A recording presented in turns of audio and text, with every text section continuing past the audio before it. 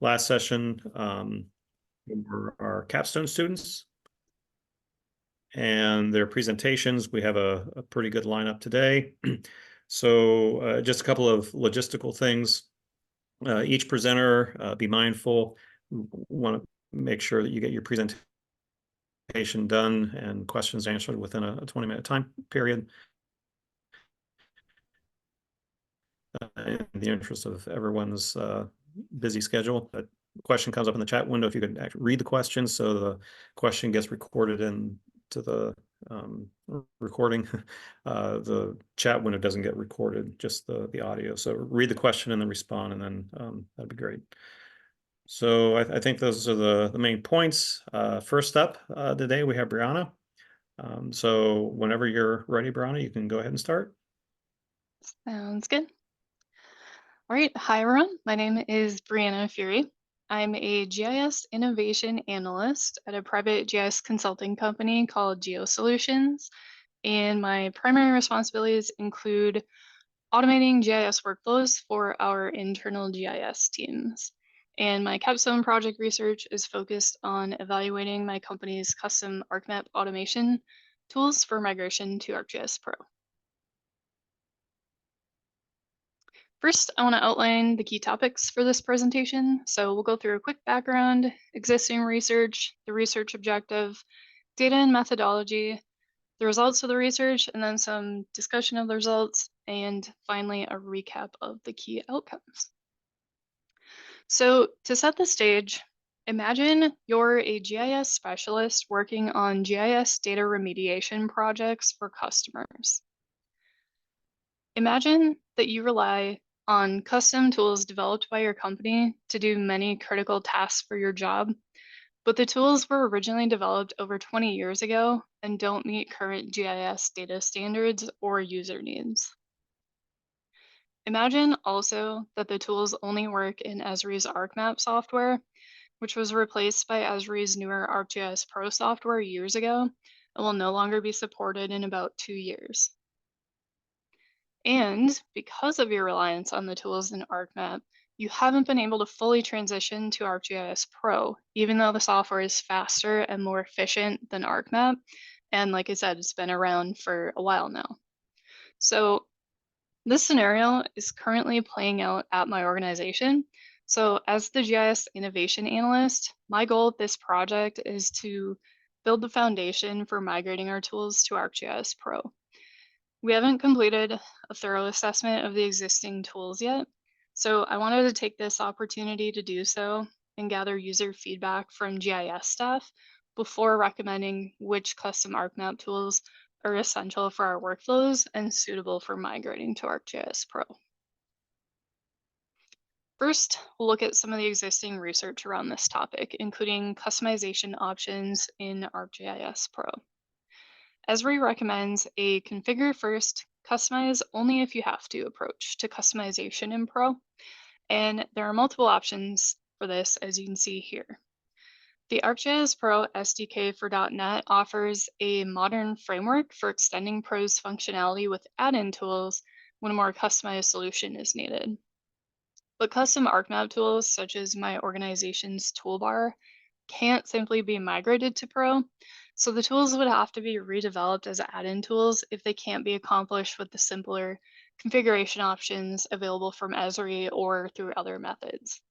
So with that in mind, it's advantageous for organizations to evaluate their custom ArcMap tools first to determine if they truly need to be developed as custom solutions for Pro, because these more customized solutions would take more time and money to develop. Most research on developing custom tools for Pro focuses on the functionality of the tools and their applications to a certain field of study rather than the development process for the tools, as the 3 examples shown here illustrate. This highlights a gap in the existing research regarding a process for evaluating existing GIS tools for migration to a new software program. When considering development of GIS tools, the consensus in current literature is that user-centered design is a crucial element in the process. The examples shown here involve user-centered design methods to design effective and efficient GIS solutions that meet user needs. Based on the existing research, it's clear that involving end users is a well-established practice when developing GIS tools. So when considering end user needs, focus groups can be an effective method for collecting user feedback. They have both advantages and limitations, but they can be useful as evaluative tools for confirming hypotheses. For example, product designers often have a general understanding of what their clients want, and focus groups can help evaluate the reality of their assumptions. So, for this reason, I chose to use focus groups as the method to collect user feedback for my research. So, to define the problem, GIS staff at GeoSolutions still rely on a set of custom ArcMap tools and are unable to fully migrate to ArcGIS Pro because of this. There's also a lack of existing research on a process for evaluating custom ArcMap tools for migration to Pro. With that in mind, the research objective is to evaluate whether the custom ArcMap tools are essential to our workflows and suitable for migration to Pro while considering the needs of GIS staff, and to fill a gap in existing research by outlining a framework for this process. The primary data used in my research are the tools presently in our custom ArcMap toolbar, which is an over 20-year-old toolbar with custom editing, visualization, and quality control tools specific to my company's GIS workflows. Additional data used to evaluate the custom ArcMap tools include tools in GeoSolutions web-based GIS quality control platform, editing and geoprocessing tools available in ArcGIS Pro, and attribute rule functionality available in Pro. And the final set of data used in my research are the transcripts from the focus group sessions held with GIS staff. So I first analyzed each of the 75 custom ArcMap tools against 4 evaluation criteria, and the results were tracked in a spreadsheet. The evaluation criteria were used to understand the state of each existing ArcMap tool and whether it can be accomplished through other methods. So the criteria were: first, is the functionality still relevant for current GIS data standards and workflows that we use?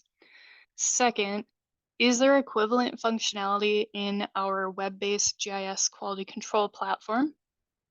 Third, is there an equivalent Esri tool in ArcGIS Pro? And fourth, can the functionality be accomplished via attribute rules in Pro? Next, I conducted 3 one-hour-long focus group sessions with 7 participants representing 4 GIS and project management teams. I also conducted follow-up interviews with subject matter experts for a few of the tools as a result of the discussions in the focus groups. And the final step was to analyze and summarize the results. So I used the data gathered from the initial research and the focus groups to identify whether each custom ArcMap tool met the evaluation criteria, and aggregated this information to determine whether custom functionality needs to be developed in ArcGIS Pro for each tool.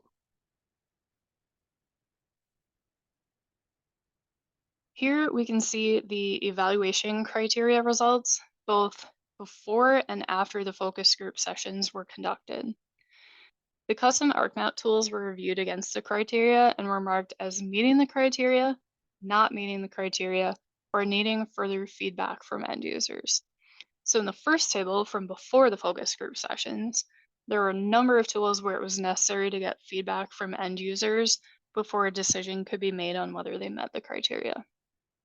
Following the focus group sessions, the number of custom ArcMap tools confirmed as meeting or not meeting each evaluation criteria increased, with only a small number of tools requiring further research after the focus group sessions were conducted. So the results show that the focus group sessions were an effective method for resolving questions about the evaluation criteria for each of the tools. The resulting spreadsheet also contains summarized focus group feedback for each custom ArcMap tool, along with all of the other data gathered throughout the research, so it can serve as a quick and easy reference for us throughout the tool migration process. The results of the four evaluation criteria and then also the supporting user feedback were used to establish whether custom functionality needs to be developed in ArcGIS Pro for each of our custom ArcMap tools. 7 result codes were defined as you can see in the table here. 6 of the custom ArcMap tools need additional research before a decision can be made about whether we may need to develop custom functionality for them in Pro. Another 6 of the custom ArcMap tools can be accomplished via our web-based quality control platform, so it's not necessary to develop a tool in Pro for these tasks. Another 10 of the custom ArcMap tools can be accomplished via the platform, but when I talked with end users, it was determined that it would be helpful, although not necessarily critical, to have on-the-fly quality control tools in Pro for these tasks. So we may decide to develop these tools for Pro, but they could have a lower priority for development since the task can be accomplished through other methods. And then 4 of the custom ArcMap tools would be nice to have for occasional kind of unique custom workflows, but not critical based on our standard workflows. So these could also be marked as a lower priority for development. For 12 of the custom ArcMap tools, there are comparable Esri tools available in Pro. So developing custom functionality would be unnecessary because we don't need to reinvent the wheel. So that'll save time and software development resources. On the other hand, 8 of the custom ArcMap tools do require custom solutions to be developed in Pro, since the functionality for these tools is still relevant to our workflows and no other existing functionality meets our needs. And finally, the findings confirm that the remaining 29 custom ArcMap tools don't need to be developed or considered in Pro as they're no longer relevant to our workflows. So you can imagine, going through this process of evaluating these, that's 29 whole tools that we don't need to worry about, um, thinking we need to develop in ArcGIS Pro.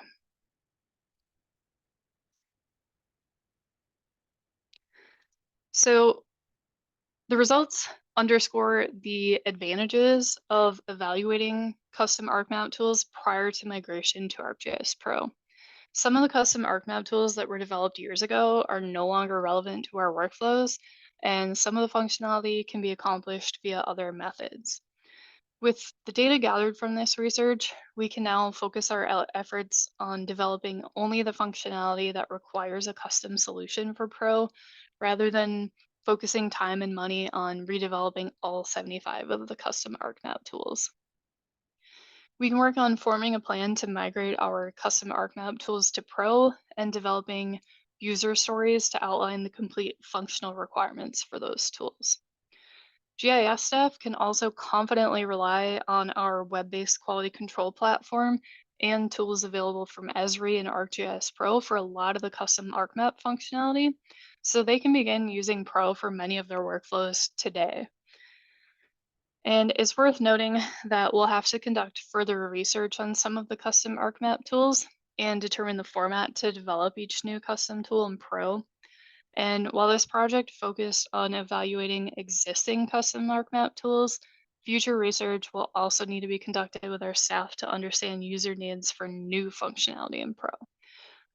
Because once we get stuff migrated, we can start looking ahead at like what more complex workflows can we try to automate and that kind of thing, and get that new functionality added as well. Other organizations looking to migrate their custom ArcMap tools to Pro can also benefit from following a similar process. So this framework can potentially save organizations both time and money by pinpointing the essential functionality that really does require a custom solution for ArcGIS Pro. So imagine yourself as the same GIS specialist from the beginning who relies on custom tools in ArcMap. With the results from this research, my organization has a thorough assessment of whether each of our custom ArcMap tools are essential and suitable for migration to ArcGIS Pro.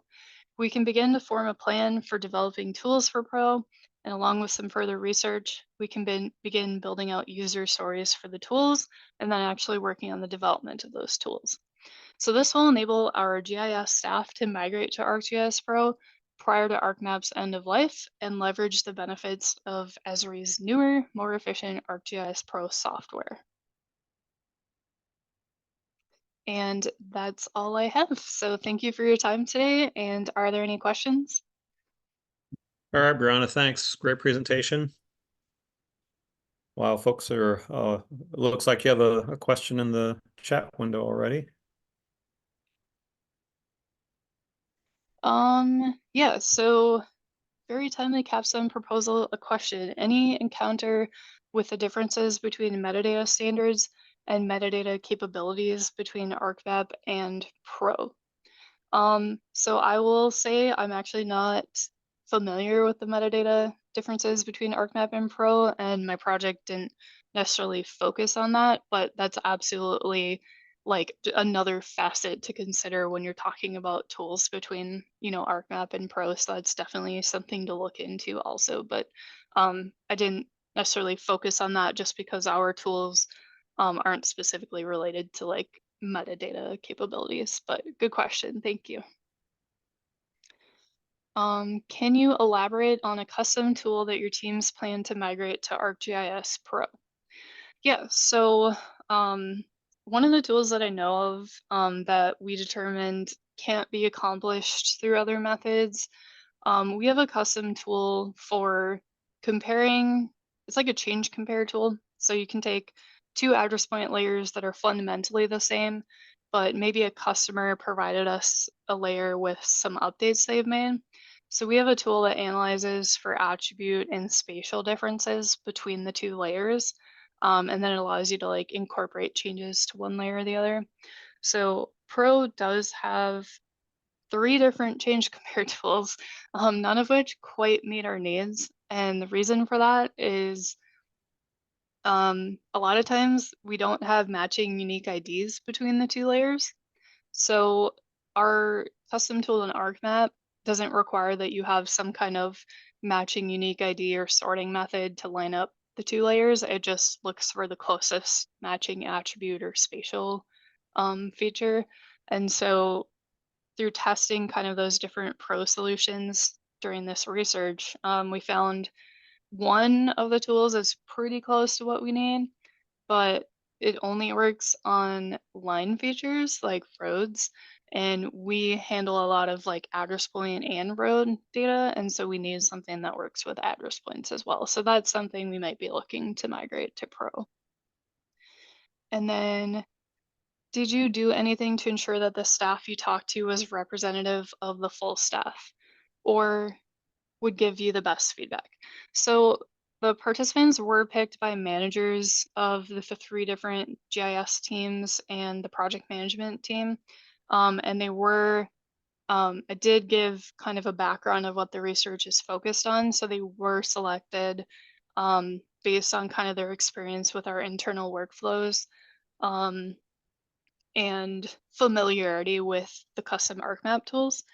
I don't have it pulled up right now, but in my paper, I do have kind of the average years of experience among the participants too. So it was generally people with like at least 3 years of experience. One person has like 19 years of experience. So kind of that mix of people who are familiar with our workflows and tools, um, and who would be able to, comment on what our needs are and that kind of thing. So great question. Thank you. And then did you communicate with Esri about some of the tools that will need to be developed anew? Also a good question. So there's kind of a whole thing going on with technically our product team manages this set of custom ArcMap tools. But we haven't like they haven't really it hasn't been the top priority for them, obviously because we're this far into ArcGIS Pro. And so I'm kind of just focusing on our internal needs to make sure we can migrate to Pro. So I did actually hear that they were talking about possibly talking with Esri about developing a few of the like most critical tools like into just native ArcGIS Pro tools. I don't know where that conversation went, but I know they did talk to them at the partner conference recently. So like we have a tool that assigns new address numbers for houses and stuff. And I know like that was one that it's just like a really critical tool that we use and a lot of our customers use it too. So I know that was one they talked about maybe trying to get built into Pro, but of course, I don't know how long that would take, but um and then were there any metrics for the performance in the criteria such as the time to run? That's a really great question too. I didn't look at that because right now it's more about just kind of understanding where we're at and where we need to be. Um, that's absolutely something that I think, almost the first step might be like, okay, what do we even need to develop for Pro? That might be custom, and then maybe get that built so we can migrate because we're getting a lot closer to that ArcMap end of life. And they're no longer selling licenses for it. Um, but like once we have that figured out and maybe some of that initial stuff developed, that might be a great time to then look at performance of the tools. So get them working first and built, then maybe we look at making them, faster and that kind of thing. So I think that's kind of what you're getting at with that question. But thank you. All right, Brianna, thanks again for your responses and a great presentation. If you want to put your email in the chat window for any kind of follow-up questions, that'd be helpful too. Yep, absolutely. And then I have my references, of course, that I used in the presentation as well. So thanks everyone for listening.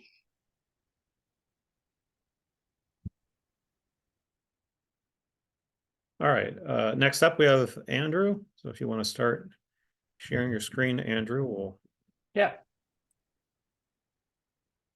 check that out. All right, and let me know when you can see it and make sure that I'm showing the right slide, not the presenter view. Yeah, it looks good on our end. So Okay. Go ahead whenever you're ready. Awesome. Thank you so much. And thank you everybody for having me. So my capstone project was about GIS analysis for water utility master planning, specifically at Delco Water, where I am employed. So just a little bit about myself. And I know it's probably not a great idea to be showing like an Ohio State logo for a Penn State presentation, but I can't change my past. Born and raised in Columbus, Ohio, so it's kind of a big part of living here, fortunately or unfortunately. But it's okay. I'm a bigger hockey fan than I am college football anyway, so the Blue Jackets are my team. So I've worked at Delco Water since 2014. And I started there as an intern out of Ohio State, and then I've been GIS manager now since 2020. And I just, I'm really into maps, geography, gardening, hockey, any of that good stuff. And then I'm getting married in July also, so kind of a good year for doing a bunch of stuff like that. So just a little bit of background then on Delco Water, which is the focus of the case study for this. So it's a private nonprofit water utility in Central Ohio. So it's unique in that it really we only do water. We don't do wastewater. Typically you see those two things merged together. So we serve around 55,000 connections, which equates to like 150 to 200,000 people. And have 2,200 miles of water lines across 800 square miles in parts of 8 counties. But mostly we're focused in Delaware County, which is the county just north of Columbus. So we see a lot of suburban expansion and just, pretty quick population growth comparatively. And the downside of that is, because we're a private company, we're not affiliated with any municipality. We have to be very reactive to population growth. We are not part of the planning process. We're not part of the zoning process. So kind of whatever happens, and we have to provide water to meet those needs. And because it's mostly suburban, it's also mostly residential customers that make up our base, so about 87%. And one of the downsides to that is that we have a very large seasonal variability in water usage, just from people watering their lawns. Delaware County is one of the most affluent counties in Ohio. So just imagine really big, really green lawns, and that's all Delco water getting put down there. And just to kind of highlight that, so last year in January of 2023, in the middle of winter, we're producing about 9 million gallons of water per day. But then in June, we had not very much rain at all through May and early June. We hit a peak of 27 million gallons per day. So it's really difficult building a system that can scale up and down in that kind of demand.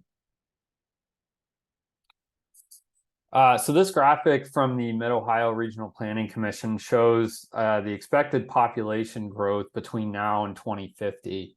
So Delaware County, like I mentioned, is the one just north of Franklin County there, and that's primarily Delco service area. So it's expected to gain, an additional 180 something thousand people or so over the next 30 years. The surrounding counties are not expected to have as much growth. So Delaware County is going to end up being kind of the primary area of focus for us. So just in general, water utilities have a lot of challenges to providing clean and reliable drinking water, whether it's from population growth or water scarcity, especially like in the southwestern United States. And then the potential effects of climate change that could occur that would reduce the availability or the quality of source water that they can use. So what a lot of utilities have done is build a master plan to kind of guide water system planning and look at where infrastructure is needed, where they're going to get source water from, and so on. So part of this project was doing literature review to determine what are the key components to a master plan. In other words, thinking specifically with Delco, what should Delco be thinking about for the future and for what's needed for their growth?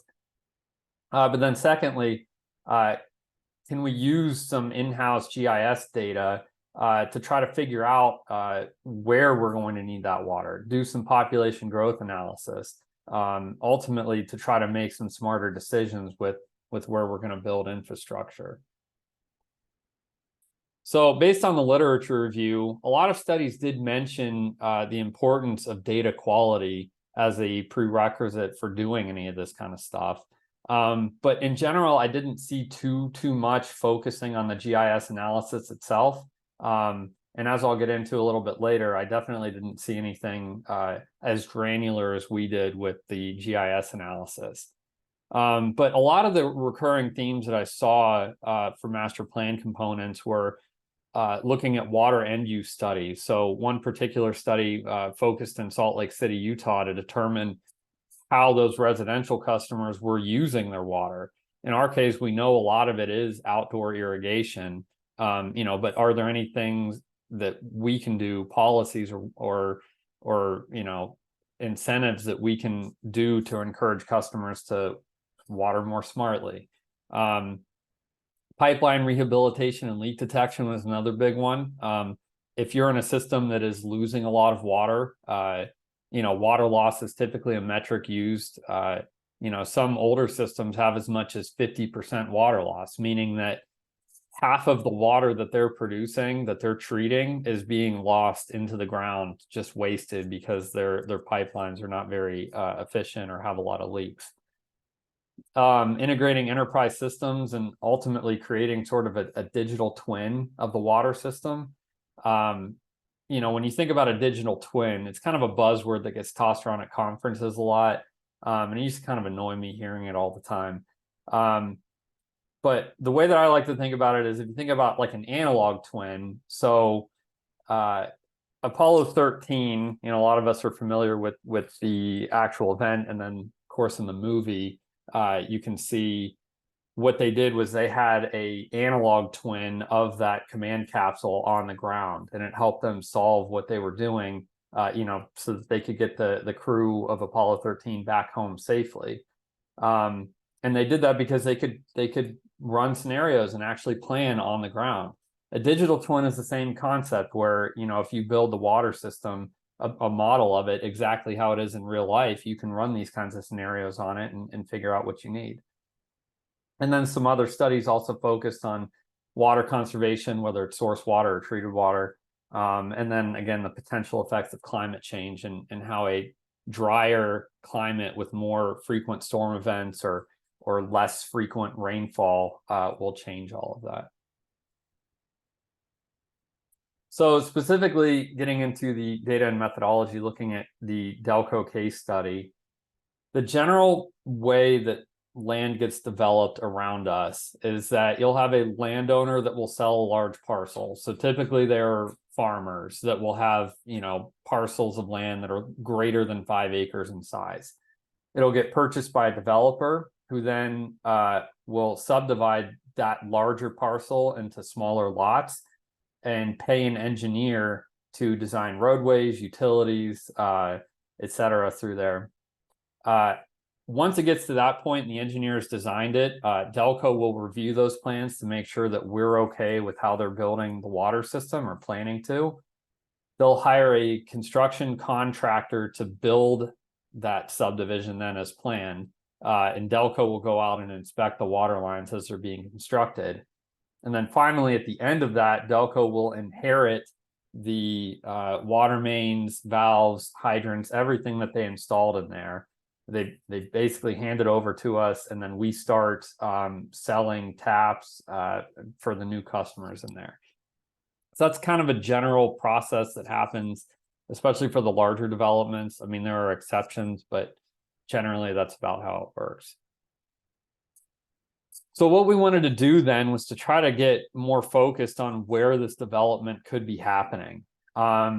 So the first part of the process was to use GIS to identify parcels that are larger than 5 acres. But we don't want all 5-acre parcels because a lot of it is stuff that will never develop or aren't going to develop that way, such as land that's owned by the park system, municipalities like City of Columbus owns a lot of land that they have reserved for certain things, dedicated right away, Army Corps of Engineers.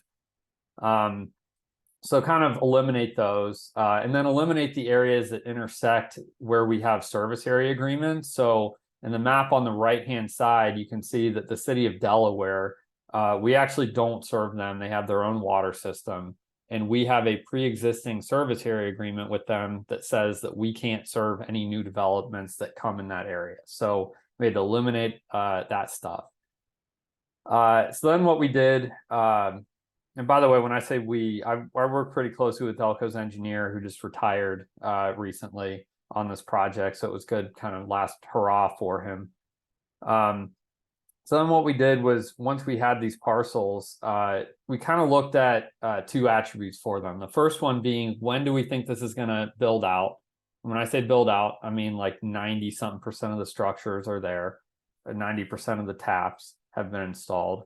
And then what type of development do we think it's going to be? And I'll get into the development types a little bit later. So we determined the build out year basically based on its proximity to southern Delaware County. As you can see again on the image in the right-hand side, the bottom part of Delaware County, the bottom part of our system, does not have a lot of developable land. Those are areas that have already been turned into new subdivisions, denser housing. And so typically development kind of follows that trend, is that it starts from the south and works its way northward. So the northernmost parcels we kind of predicted would develop later, whereas the southernmost would predict, be built out sooner. And then finally, once we kind of attributed all of the parcels, we calculated the added daily demand in gallons based on historical consumption from similar development. So if it's this subdivision that has 3/4 acre lots, what does the typical user do for water consumption, and then apply that for the new developable parcels.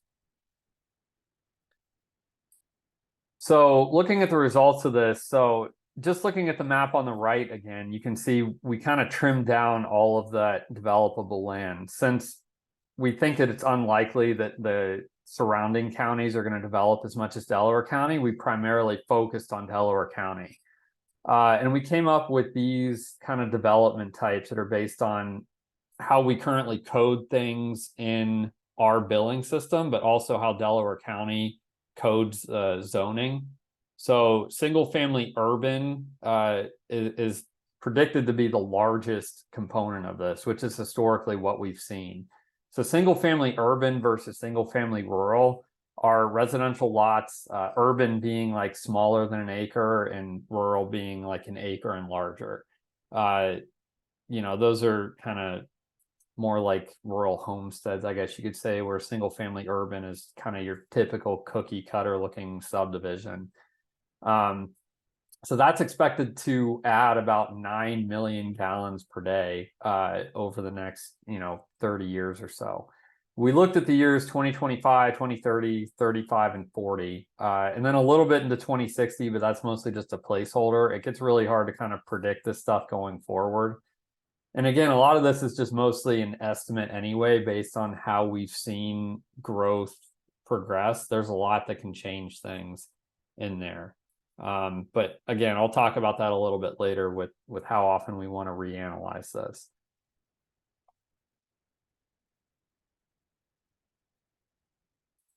So the main takeaway from doing that analysis is that it really breaks down the where of where all this development is going to be happening. If you remember back to the original graphic I showed from the Mid-Ohio Regional Planning Commission, it's not really that helpful telling us that Delaware County is expected to grow by, over 100,000 people.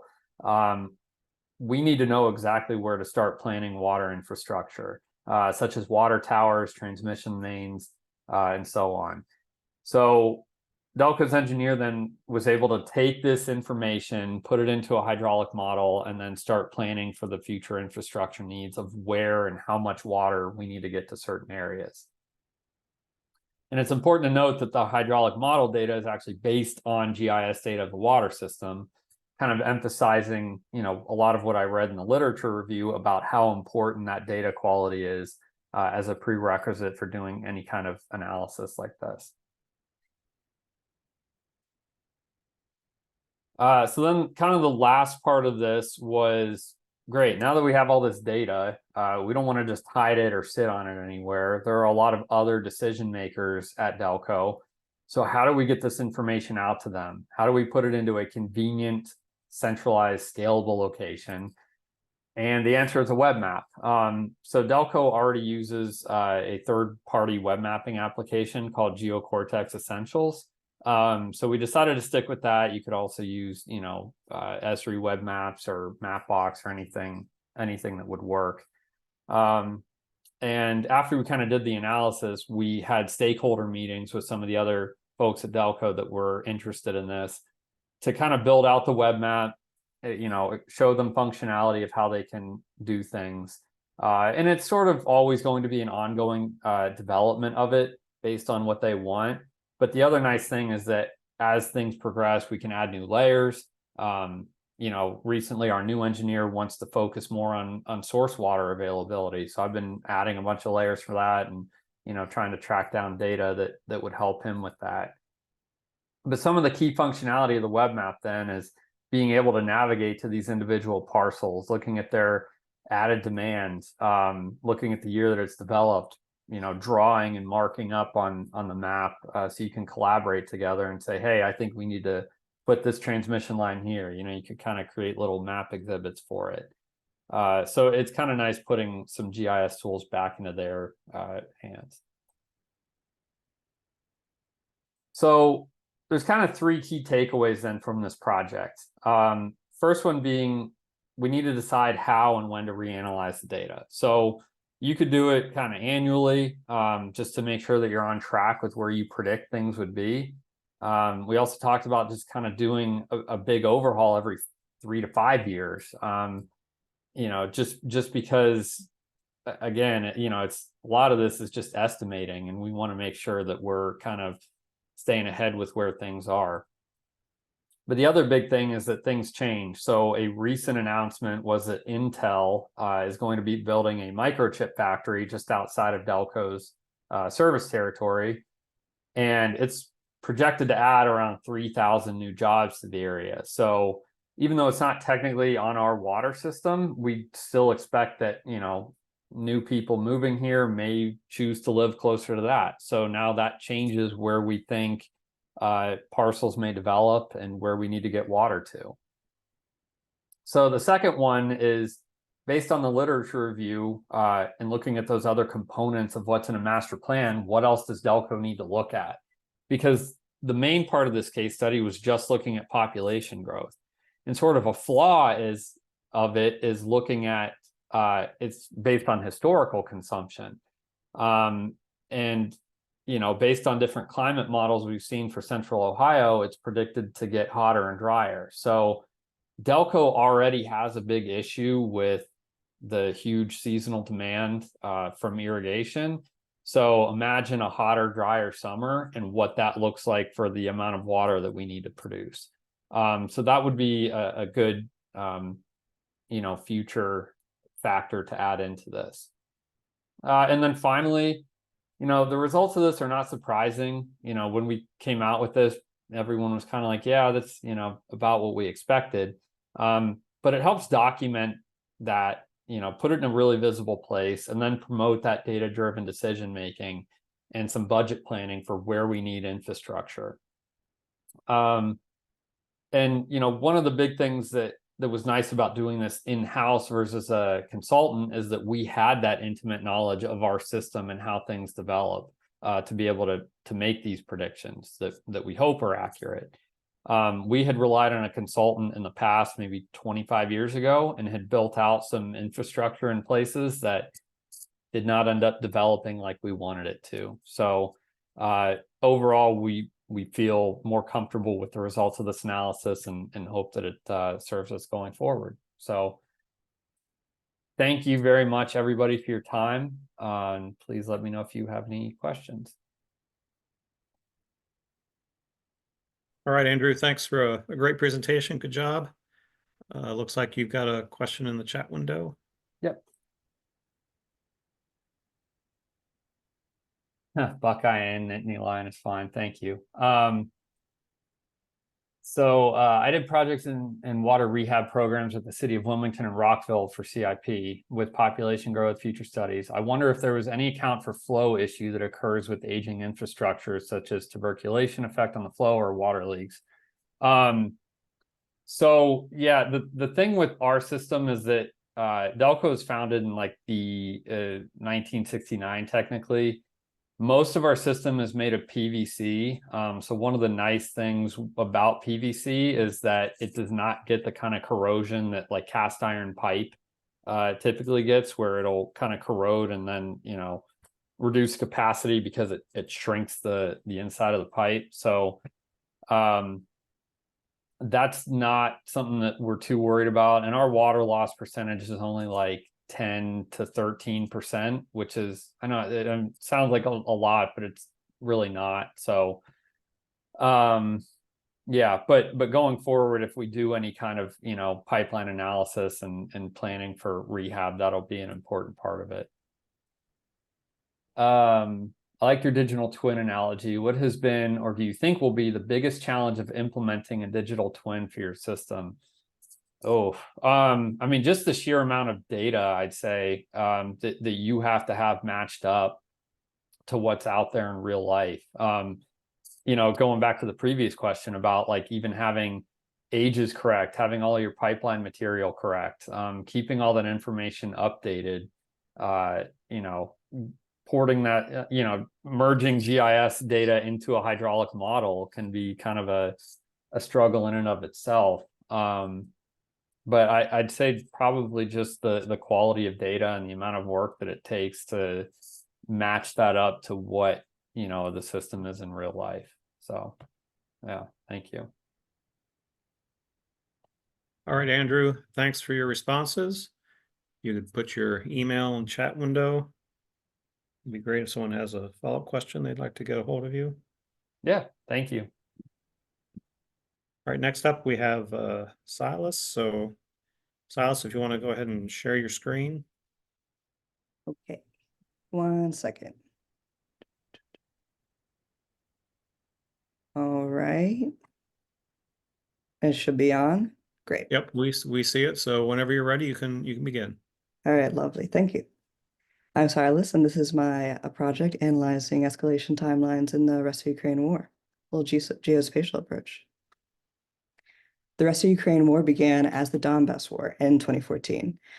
Originating from the Ukrainian Maidan protests in Kyiv, the conflicts quickly escalated to the Donetsk and Luhansk regions, igniting separatist movements and prolonged struggles for control. Despite the ceasefire agreements, the conflict persisted with intermittent flare-ups. But in 2022, as we all know, it dramatically escalated to the ongoing Russian invasion. This swift and intense escalation saw significant territorial changes, sparking concerns about the conflict's kind of broader implications. The 2014 escalation phase of the conflict was characterized by sporadic clashes and the establishment of separatist-held territories. In contrast, the 2022 escalation saw a dramatic intensification of the direct involvement of Russian forces, resulting in the occupation of oblasts from Kharkiv to Kherson. This sudden and forceful expansion of the conflict marked a significant departure from previous phases. In examining this conflict, the project focuses on it, understanding escalation over these two time periods. Why is this important? Escalation theory, rooted in international relations and conflict studies, gained prominence during the Cold War, offered insights into interstate conflicts and risk of nuclear escalation. Despite the evolution of conflict since, escalation theory retains its relevance today, serving as a framework for understanding the processes which conflicts escalate and de-escalate. For this project, I'm using Richard Smoke's definition of escalation, the process of actors shifting from a state of no armed conflict and rising diplomatic tensions to an outbreak of sustained violence, increasing with no apparent limit. An escalation period ends when the violence stops rising or de-escalating event occurs. To further define what an escalation starts and ends, we turn to critical junctures. Critical junctures, as defined by David Collier and Gerardo Monk, represent major episodes of institutional innovation and armed conflict, leaving enduring legacies. On the chart here, the junctures for 2014 can be seen along with a number of conflicts over time. This chart, along with one for 2022, really helped me understand where to target my analysis based on each of these junctures. For this project, several critical junctures have been identified based on this criteria. 1, they must signify a substantial shift in behavior from armed conflict, altering the established norms that govern violence. 2, the choices that surpass the existing boundaries of warfare must have a greater impact than those that adhere to these boundaries. 3, the juncture should have a prolonged and significant impact beyond the immediate event. And 4, enduring legacies must be linked to armed conflict, either through sustained violence or prolonged damage that requires a lot of time to rectify. While we're not going to delve into each juncture in this presentation, the main takeaway is that these were to provide context and direct the project throughout the analysis to help define the boundaries of each escalation in 2014 and 2022. Now that we have a little bit of context for framing the project, the overarching goal is to conduct a comprehensive geospatial analysis, comparing the two major escalations in this conflict. To achieve this goal, there are 3 objectives. The first is to identify the critical junctures themselves to actually earmark where each escalation starts and ends. The second is to leverage geospatial data and methodologies to quantify and visualize each escalation. This involves analyzing the data at the Hromada, Oblast, and city levels. And lastly, to compare the results of the quantitative analysis between each year. It will allow me to assess the speed and intensity of the escalation over time. The basis of this project insinuates that escalation and conflicts may be becoming faster and more intense over time. We can see that in existing work on conflict escalation, that there are researchers who think that conflicts are escalating more intensely and at a faster rate, while others don't really think so. Bavaro and Williams are proponents of conflicts escalating more rapidly, suggesting that emerging technologies could be a driving force, as they might cause a false sense of security and lead to governments overestimating the benefits while underestimating the risks of offensive military operations. Similarly, Johnson highlights the perception of tech superiority in warfare as a potential catalyst for rapid escalations, as it may increase the risk of unintentional escalation by thinking that the opposition might have a tech advantage. However, several researchers have presented arguments suggesting the contrary trend. Gladich points out that a decline in global armed conflicts from the post-Cold War to the early 2000s, showing it was like a potential slowdown in global violence. Beck also highlights that conflict analysis data indicates armed conflicts are currently at their lowest levels since the 1970s, challenging the notion of an upward trend in conflict intensity. While these don't explicitly say that they're escalating at a slower pace, they do attempt to empirically show an overall drop in conflict. A difficulty in studying international conflict is the limitations of data collection methods and the challenges in data accuracy. And this can lead to drawing overly broad conclusions about trends in conflict. This can be mitigated to an extent by the choice of data sources. For this project, we're relying on 5 primary data sources to examine each escalation. The first one comes from the Institute for the Study of War, offering polygon shapefiles of the Russian-occupied territories at the regional level, capturing ongoing advancements and territorial changes. The Armed Conflict and Location and Event Data Project, otherwise known as ACLID, and the Uppsala Conflict Data Program datasets are used for the Hermata level analysis, providing information on specifically civilian targeted events. The last part of this analysis will center on Senso-1 ground range detected imagery from the European Space Agency and Landsat 8 Tier 1 surface reflectance imagery to evaluate building damage in key Ukrainian cities. At the regional level, the focus was on analyzing territories from Luhansk to Crimea using the ISW data. Leveraging their datasets, I quantified the extent of land occupation per oblast during each escalation by calculating the areas. I then computed a pair test for 2014 versus 2022. By visualizing and comparing overlapping and uniquely claimed land areas, I was able to create the metric of conflict intensity to compare between each year. Analysis at the Hermata level involved an assessment of conflict intensity over the course of the critical junctures we discussed earlier. The analysis delved into conflict event data from ACLID and UCDP, filtering for the civilian targeted events, even though there's a broader data source for them. Events targeting civilians often result in significant infrastructure damage, including hospitals, schools, residential areas. I then visualized conflict events for both years with critical junctures on 2 timelines. This kind of gave me an idea of where and when the hotspots may be at the Hermata level. I especially joined the point data to their corresponding polygon to count the number of events per Hermata in ArcPro. Symbolizing them by graduated color made it clear which Hermatas have the highest number of conflicts, as you can see by the orange Hermatas on these 2 maps. I was then able to compare the hotspots to locations on each timeline to understand additional context of why there might be increased conflict. After narrowing down the Hermatas and likely time periods, I went back to the information within the point data files. In both ACLID and UCDP, there is a note section that details every event, describing the context, and more importantly for this project, if there was any infrastructure destroyed, whether it's by a headline or another bit of information. I confirmed accounts of building damage from both years to decide on 3 cities, Luhansk, Donetsk, and Mariupol. These are the locations I would use for the building damage assessment. Leveraging Google Earth Engine, a cloud-based geospatial analysis platform, I conducted the damage assessment for both years using the Landsat and Sentinel imagery. To run this assessment, I first set the date parameters for the beginning and end of each year being analyzed, and a point location in the middle of each city that creates a buffer polygon for the area of interest. The script then uses NDVI and NWI to classify and mask non-urban areas so they are not counted in potential changes. The Sentinel-1 image collections are then filtered based on the defined AOI and date range.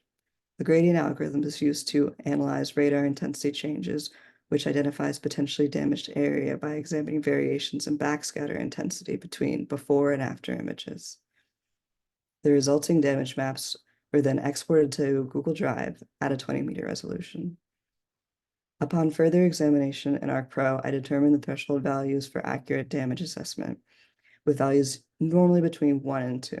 Despite my initial expectations, thresholds varied, showing the need for a lot of ground truthing in a real use case. The pixels within thresholds were counted to conduct another paired t-test to assess the significance of damage between each year. We're now going to go on to the results section and map section, like this example of Mariupol 2022 building damage.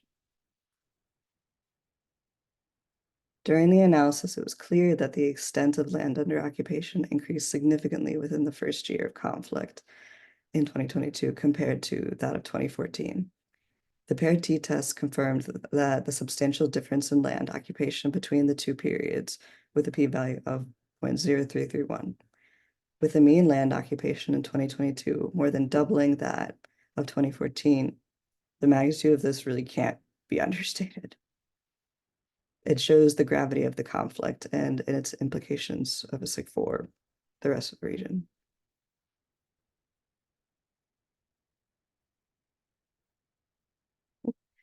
This analysis also showed the significant increase in building damage between the 2 years. The paired t-test revealed substantial differences between building damage levels for each year. The average building damage per hectare escalated significantly across all three cities analyzed, a notable rise in destruction. And over 50% of the damage in areas in both years were residential zones across these 3 cities. Examples comparing the damage can be seen on the 2 Luhansk maps here, with the residential areas shaded in a darker black.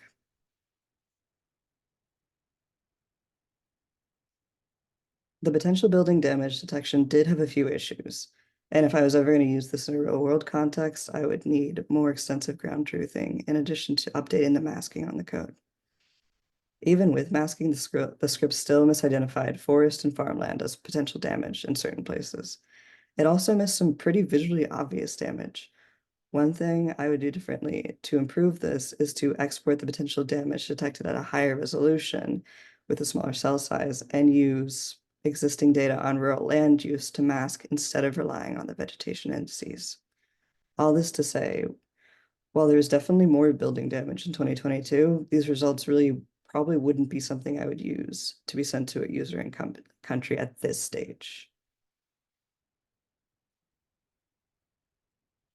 In conclusion, the project obviously looks into whether the questions of whether the conflict escalation in the war has intensified and accelerated over time between the initial outbreak and the subsequent invasion. And as you can see from this snapshot from the ACLED conflict monitor, the events from this year alone have really not slowed down. While the conflict persists without showing signs of a ceasefire, you can see that the number of conflict events has not surpassed the initial peak during the first year of escalation in 2022. If I were to continue on with this project, I would investigate why is that? And if that's the case, looking at the other metrics of the conflict, aside from just the number of conflicts and what kinds they were. For the project as it currently is, it's important to be able to quantify historical conflict escalation accurately. With more information about atrocities available to us, it becomes pretty challenging to contextualize and comprehend the severity of a present situation. This analysis offers the reality that the present conflict escalation has worsened significantly in speed and intensity. My work outside of this class deals with mapping to justify or expand government aid spending in places like Ukraine. To put an extent of violence into an easily digestible format like this can explain the gravity of the situation, and hopefully that can help policymakers make decisions that provide needed assistance to civilians in country. And with that, some citations, and thank you for listening. All right, Silas, thanks very much. Great presentation. All right, wait for a question or two to pop up. Looks like there's a question right now. To crowdsource ground truthing of your data? Absolutely. For if I was going to use this in, say, our Ukraine program at work, there could certainly be that most of our staff is in country, and they would be able to say, okay, yes, I was like, this area was ground truth. There's a security team on the ground that really accurately tracks data and different events that are happening, whether it's through news sources, whether it's less formal than that. So it would be a bigger compliment to have something like that for this. One question that I had was with regards to how sensitive your building damage, I guess, criteria are. I mean, I can imagine building damage extending from just having like a window blown out to like a total building collapse. What did you maybe explain a little bit about your criteria for what constituted a building damage? It's, well, after the masking that it would take an NDVI, I think, anything that's rated like over 0.9 or above, it would mask those out. And then there would be a gradient that would show it was for the building damage. And I would manually, it was like look at that, like look at the export of like at first in Google Earth Engine and try to compare it of like to the image that I used in the other half to see. I was like, and sometimes it would rate it on that gradient scale. I was like anything above 1, it detected as potential damage, but the lower it is to 1, the more it's likely to not be obviously of an actual change. And I think that obviously that could be just by the resolution of obviously the Sentinel data available. But So there could be some sources of error in that process, right? definitely. Yeah. Yeah, that's why getting back to Arturo's comment about, having people on the ground to verify what you've identified as building damage would be really, really helpful to increase your accuracy. All right. If you could put your email in the chat window in case someone has a follow-up question, that'd be great. Thanks again. And next up, we have Benjamin. So if you want to start sharing your screen, make sure we can see you. I think Dalton's actually, but I can go. Oh, I'm sorry. I've got this Yeah, mixed up here. yeah, Dalton. you're good. Yeah, Dalton is next. Yes. Sorry, Dalton. So if you want to go ahead and start sharing your screen, we'll get you in the queue.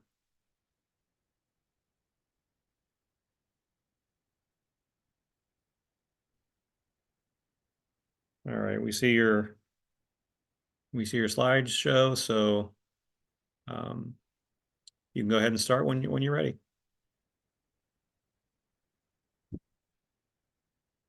Although we can't hear you yet.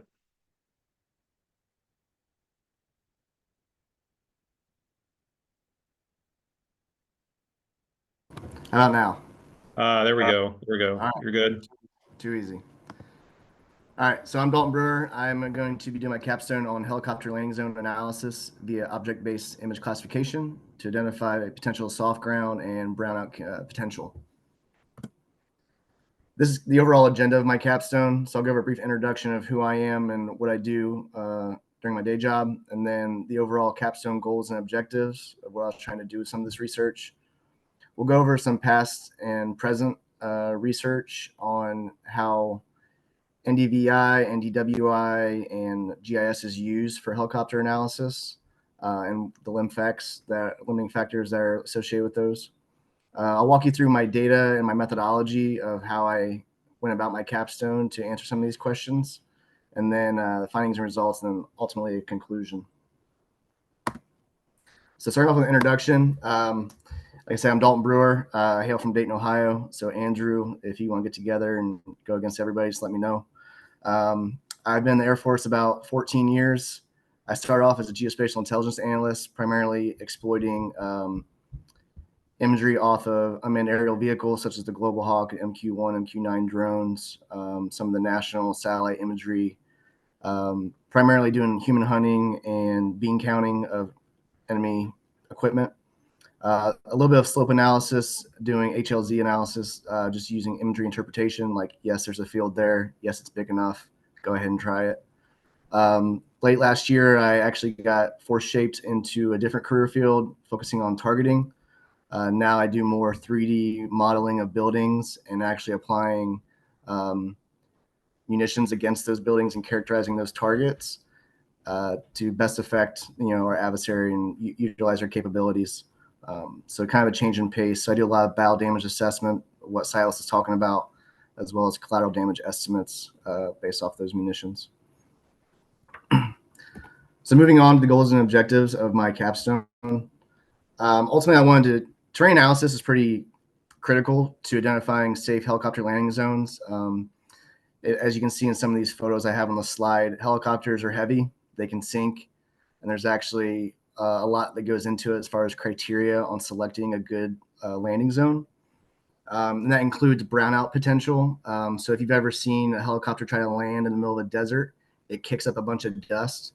Why that's a hazard is because it actually forces the pilot to go inside the cockpit, as they say, and it can, help them lose orientation, and that could ultimately lead to a crash. So I kind of wanted to use a different methodology than what we commonly use with GIS and imagery interpretation, and kind of factor in some of the spectral insights into that, and not just relying on slope and imagery interpretation. So I went with the object-based classification of imagery to help identify some of those terrain features such as trees, grass, water, and bare fields. And the process involves segmenting those images into like pixel groups and then classifying those pixel groups accordingly. I chose to use Trimble's eCognition software. You can do this in Esri's ArcGIS Pro. I just think the algorithms inside eCognition are a little bit more refined. It's just purely a preference thing. And then ultimately the criteria that I used was, like I said, the terrain features and trying to evaluate the vegetation, the water content, and the ground conditions, getting after those zones. All right, going on to my prior research and background. So using GIS and imagery interpretation, like I said, is not new to this analysis. The Army actually has a whole career field called Pathfinders that do it in person. So they drop people, behind lines to go scout good places to land. With the upcoming wars we're about to have in probably 10 or 15, 20 years, like that's not going to be really feasible. So we're going to have to find a way to do this remotely. And you can do that using GIS and the size and slope terrain analysis. But ultimately, the research that I found was just identifying open areas of land for UAVs to land, but not actually analyzing the characteristics of that terrain. As I said before, like brownout potential and helicopter sinking is something that you can't really determine by just looking at an image. You have to actually look at the spectral measurements of that imagery. And that's what a lot of the previous research was focused on, was just what you see on the image, and then like the DTED or the digital terrain elevation data. Now, there was other research that covered the normalized difference indices, such as normalized difference of vegetation index, or NDVI, and then NDWI, which is the water index. The vegetation index, just like it sounds, like vegetation density, and then water presence is what NDWI is relating to. But none of those studies actually integrated that into the HLZ analysis. And that's kind of where I saw a gap, and that's where my capstones aims to fill. So going on to the next slide, my data and methodology. So I pulled two different types of data set. I pulled LiDAR, or light detection and ranging data set, from the USGS Explorer, and I pulled NAPE imagery, or National Agriculture Imagery Program imagery, for this area just on the border of Virginia and North Carolina. The reason I selected this study area is because the diversity in terrain features. If you can see in the red box on your screen, there's plenty of fields, there's vegetation, there's marsh, there's open bodies of water. And it was just a really great use case to show the difference in some of these measurements based off spectral characteristics. And then the imagery itself is just the orthorectified imagery that's used for crop conditions and land use. And it's very similar to what you can find inside the intelligence community, if not better. So moving on to the actual LiDAR data processing, the methodology. First, I had to retrieve the point cloud data. That's the image you see on your right. I couldn't really figure out what this anomaly is, the streaking, but it's just a collection of several thousand millions of dots that ultimately characterize both surface elevation as well as the terrain elevation. So then I had to convert the compressed files or LAZ files to usable LAS format and then merge them together for that study area I covered. And with those, I was actually able to create an elevation model of the terrain and then the surface model, everything above the ground level. And by doing some like raster algebra, and if you subtract the DEM from the DSM, you actually get a normalized digital surface layer. And that's just everything above the ground. So your trees, your grass, buildings, again, vertical obstructions to helicopters. So that's why it's used in this capstone. Moving on to the NAPE imagery analysis, I first had to create some custom measurements to calculate the NDVI and NDWI. And again, you're just doing some, basic math with the green band and the near band of the 4-band imagery to help identify some of those characteristics. And ultimately, this is used to employ the object-based segmentation. So I use 3 different methodologies for the segmentation. First is the quad tree, and this is just like your overall pixel homogeneity, and it's just basic squares. As we move right to the multi-resolution, you can see it starts to refine down based off light characteristics of the pixels. And then finally, you get into the spectral differences. And again, they're grouping even larger objects together, again, like land cover classes. And this is just putting the near band and the red gun, as they say, to highlight some of the vegetation. So everything you see that's a red color is going to be your trees, your grass, and then the fields are that tan color because they lack that vegetation. Of note, what I wanted to bring up is the difference in objects of the field or in the tan areas. You'll see that some of them are darker and lighter than one another. I can speculate or assess that that's probably due to moisture content. Some of the parts of the field are probably not draining as well as others. And I'll get to that, why it's important later.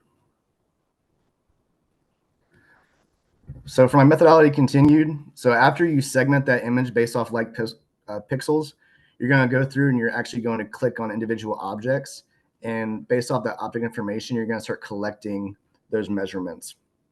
I just did a very small test sample based off land cover classifications. So the fields are, your yellow color, your forests are your dark green, light green is your tall grass. The marsh is kind of that teal color, and then obviously open bodies of water and tributaries are your bright blue. And essentially what you're doing is you're collecting a test sample from each one of these land cover classifications, and you're going to populate this table. And why this table is important is because it helps build a rule set on how to better find different types of classification that you want to either land towards or land away from, going back to the helicopter landing zone analysis. So of note, if you look at the forest and trees table right there, the NDSM, much higher than the water. That's because trees have height. So that makes sense.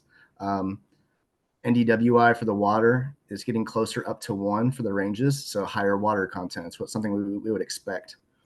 And then for short grass vegetation, you have your low NDSM, but you also have your high NDVI, again, because it is vegetation. So these are just things that kind of help you build out ranges to properly symbolize and categorize land cover classifications based off the specific ranges, right?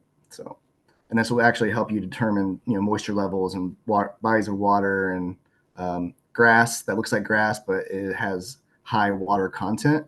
Again, going back to the photo you saw of the Chinook that was sunk into the ground. So, and ultimately you're using these to identify potential hazards. Same thing with, bare soil and fields. So low NDSM, low NDWI. The same thing with wetlands and marshes. And this is kind of a negative thing that I found in my capstone. I would expect to see my wetlands and marshes have a higher NDWI, and that actually feeds into my future considerations that I'm going to be covering in a little bit. But the big takeaway is bare soils and fields that would provide that brownout potential or kick up all that dust. You can see your NDWI is very low, so you get into the drought ranges, and then NDVI because there's no vegetation there. So this is the ranges I'm talking about. So for NDVI, usually anything less than 0 is like your water, because again, it's not reflecting anything. Water actually absorbs the sunlight. And then anything above 0 is where we actually get into the density and different types of vegetation. And this is going to change based off climate, where you are in the world, because every plant has a different characteristic as it reflects sunlight. And then going into NDWI, again, anything above 0, you're getting into flood and water surface. And then below 0 is where you get into your drought and non-aqueous surfaces. And then going back to this, that's why I think my NDWI is actually not as accurate as I would like, because it's signifying a moderate drought when it's pretty wet and surrounded by water tributaries. So ultimately, my findings and results led to me to create this general table. So if you have low NDVI and low NDWI, you're going to get lack of vegetation and lack of water, and then as well as a lack of height, you're going to get into your fields and dirt, so your brownout potential. And then your high to medium NDWI and low NDSM, you're going to get into your marshes or soft ground, or potentially your bodies of water or grass shrubs, depending on the height of those features and those objects. And then, of course, high feature height is going to be your vertical hazards such as trees, and trees typically have a high NDVI because it's a dense population of vegetation. So my conclusions, terrain analysis is super important to HLZ safety, and traditional methods do have limitations. What I found was that using the spectral measurements such as NDVI and NDWI it's kind of adding on to, it's not meant to replace any other methodologies to analyze the land cover for helicopter landing zones. It's just another tool to accurately keep people safe in helicopters, right? So, but this project does start to bridge the gap between object-based imagery segmentation and the use of GIS. And I do think that NDVI and NDWI do provide valuable metrics to analyze the terrain. But there is another indice that I would like to use, and that's NDMI, or the moisture index. And unfortunately, I couldn't find any SWIR imagery, and that's what's needed to do that calculation. It just provides a little bit more of a robust range, getting into water stress of the actual vegetation. So whereas NDWI identifies water presence, NDMI actually identifies how much moisture content is in the vegetation. And then ultimately, it just helps us advance terrain analysis techniques to provide more information for our decision makers when it comes to some of these operations, whether it's humanitarian or military or medical evac or whatever you need. So with that, I will open it up to any questions if there are any. All right, Dalton, thanks. Great presentation. Looks like you have a question in the chat window.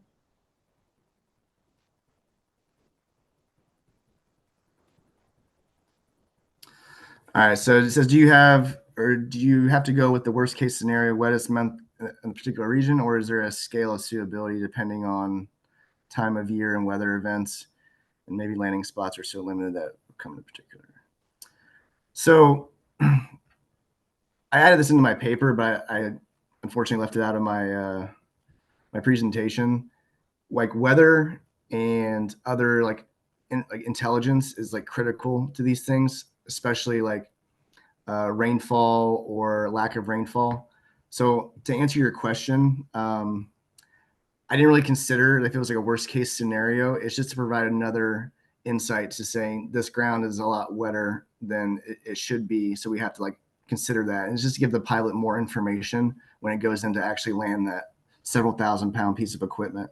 So sorry, that's not, I know it's not really answering your question, but there's no like direct correlation between an NDMI or NDMI to the actual how tough the ground is or something like that, unfortunately. So, all right, and then go on.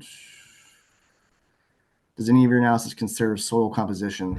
So unfortunately, my geologist friends didn't pick up the phone. So I did not consider the soil composition. Obviously, if the terrain is more rocky and or it's more clay, it's going to hold more water. Or if it's soft dirt, it's going to create more, I guess, filtration for the water to absorb. So no, I did not consider that composition. It was just mainly saying the presence of water in the ground. So that's a good follow-up thing I can add into further research. So I appreciate that, Bert. Does your vertical object detection include overhead power lines? I imagine these features could be added as vectors from data sets planning purposes. So unfortunately, the power lines are not detected by spectral imagery. However, this is where I would probably want to use some radar imagery. Radar is pretty good at picking up power lines and those vertical but also horizontal obstructions. To answer your question there, Rover. So again, you're just layering different types of imagery and intelligence on top of it. So hopefully that answers your question. That's all I have. Yeah. Oops. Yeah. I'll have a real quick question. So I know you made the chart that kind of summarized your various metrics for your spectral resolution or spectral indices. Is there any way that you could kind of extend that to like using a system? I was thinking that would be really handy for like mission planning. I know that's eventually what you, I think, want to get to, but have you thought more about how to actually implement this into a kind of an automated system? I've considered and I've thought about it, but my like limiting factor with that is I think that those metrics and those numbers are going to change depending on where you are in the world.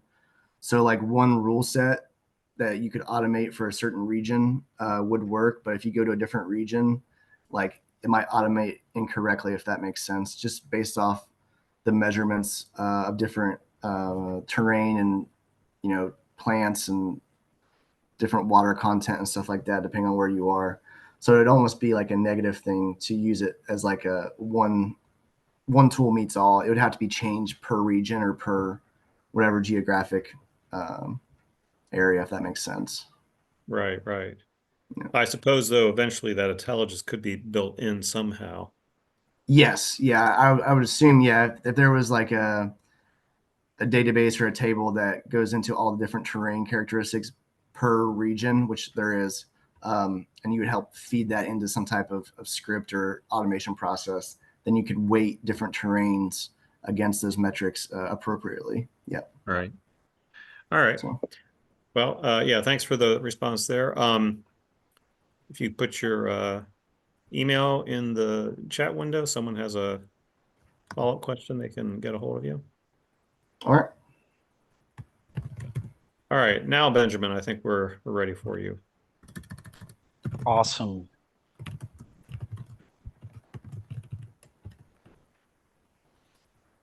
All right, and can y'all see my slides? Yep, we're good on this end, so go ahead and start when you're ready. Awesome. So for my capstone, I modeled the economic impact of my home state, Tennessee's fast track grant program using spatial regression. And to provide some background information on myself and why I chose this topic, for the last couple of years, I've been involved in Tennessee state politics, mostly as a contractor, either for campaigns or think tanks. And over the last few years, I kept hearing recurring debates about the state's fast track program. So when it came time to pick a capstone topic, I was inspired by some of the ongoing debates and thought I would do a deep dive into the program with spatial statistics. So what is Fast Track? And simply put, Fast Track is a corporate incentive program. And in general, corporate incentive programs are used by economic development organizations, or EDOs for short, to entice businesses to relocate or expand within an area. And they do so expecting that the corporation receiving the incentive is going to produce economic benefits for the surrounding areas, most often in the form of new higher paying jobs. In Tennessee, the state level EDO is the Department of Economic and Community Development, also known as the TNECD, and Fast Track is their program that they run. And Fast Track incentives come either in the form of tax credits or grants. My research focuses on the grants. And there are three kinds of grants: job training and recruitment grants, infrastructure improvement, and general expenditure grants. And I'll be looking at the combined total of the three different types. So why does this matter? Corporate incentive programs make up a substantial portion of public expenditure nationwide. An estimated $45 to $90 billion is spent annually on corporate incentive programs. In 2014, states spent an average of 38% of the corporate tax revenue on these incentives, and between 2002 and 2017, the average cost per job created by these programs was $45,785. In Tennessee, the average cost was $11,805. So as you can see, a lot of money is being spent on these programs, but there's been a lot of debate around whether or not these programs are actually creating the economic growth that they say that they are creating. So that said, my research objective is to answer the question, what impact do the Fast Track grants have on the civilian labor force, employment, median household income, median home values at the census tract level? And to address this question, I'm using spatial regression models, and I'm doing census tract level analysis so that more geographic variations are captured than would be captured at the county level. Also chose labor force, employment, and income as variables because they're metrics that policymakers are often concerned with when they're creating programs. And I also picked home values because they provide some indication of how the cost of living may be affected. Moving into the existing research, one of the ideas that a lot of the research and debate around economic incentives revolves around is the idea that a new company moving into an area creates spillover effects, which are indirect effects that originate from some economic activity, in this case, a new company moving into town. So here on the left, I have a couple of research reports that have supported the idea of spillover in this context. And on the right, I have some research reports that have refuted the idea of spillover. And these reports really only scratch the surface into some of the research on the topic. But my point in showing this is that it's far from a subtle debate, even in academia. It's also worth noting that none of these studies I have listed used spatial models, and instead many of them took a control group approach to account for spatial variations. So that's where my research fills a gap by introducing the spatial regression models to account for the spatial variation and dependency. When you get into spatial regression models, there are many different variations that combine spatial variables or terms in many different ways. And to avoid going over all of them, I'll just cover the ones that matter the most in my research. Diving in, almost all spatial regression models use some form of a weighting matrix. And weighting matrices are used to define a feature's neighborhood and connectivity, and then how much weight is given to each feature in the neighborhood. The neighborhood and weighting could be contiguous-based, distance-based, nearest neighbor-based, and so forth. Once a matrix is created, it can then be used to calculate lagged variables, which represent the weighted neighborhood average of each feature. Depending on the research context, you could lag independent variables or dependent variables, and sometimes even both. Lagging the independent variable, which is often the preferred approach by several researchers, is done when you think the explanatory variable could be having an effect on its neighbors.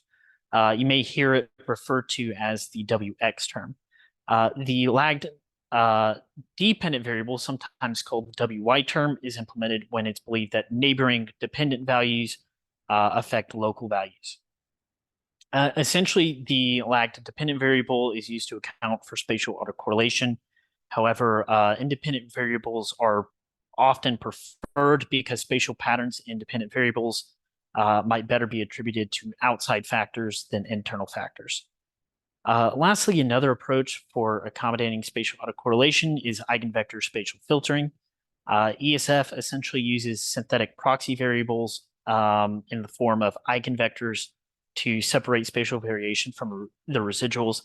It functions very similarly to the WY term, and the set of eigenvectors is usually represented in models as E. Moving into my data and methodology, the dependent variables, labor force, employment, income, home values, came from the U.S. Census Bureau's American Community Survey 5-year estimates. The variables I used for the analysis were actually represented as the percent change from 2011 to 2022. To get the percent change variable, I aggregated the 2022 data to the 2011 census tract boundaries within ArcGIS, and then I joined the 2011 and 2022 datasets together and calculated the percent change. The independent variable in my research grant totals comes from a file called projects with contracted fast track grants since 2011, which I got from the TNECD, and it contains data from January 2011 to November 2023. And it has addresses for every fast track project that received a grant, and those are geocoded and aggregated to the census tract boundaries. So here's a map of the aggregated grant totals for each census tract. And if you notice, the scale bar just goes up a little past $3 million because I truncated the scale bar so it wasn't stretched out. The maximum grant total is actually $78.6 million, but really only 5% of the data is passed into the scale bar. So those high values are just going to be in bright yellow.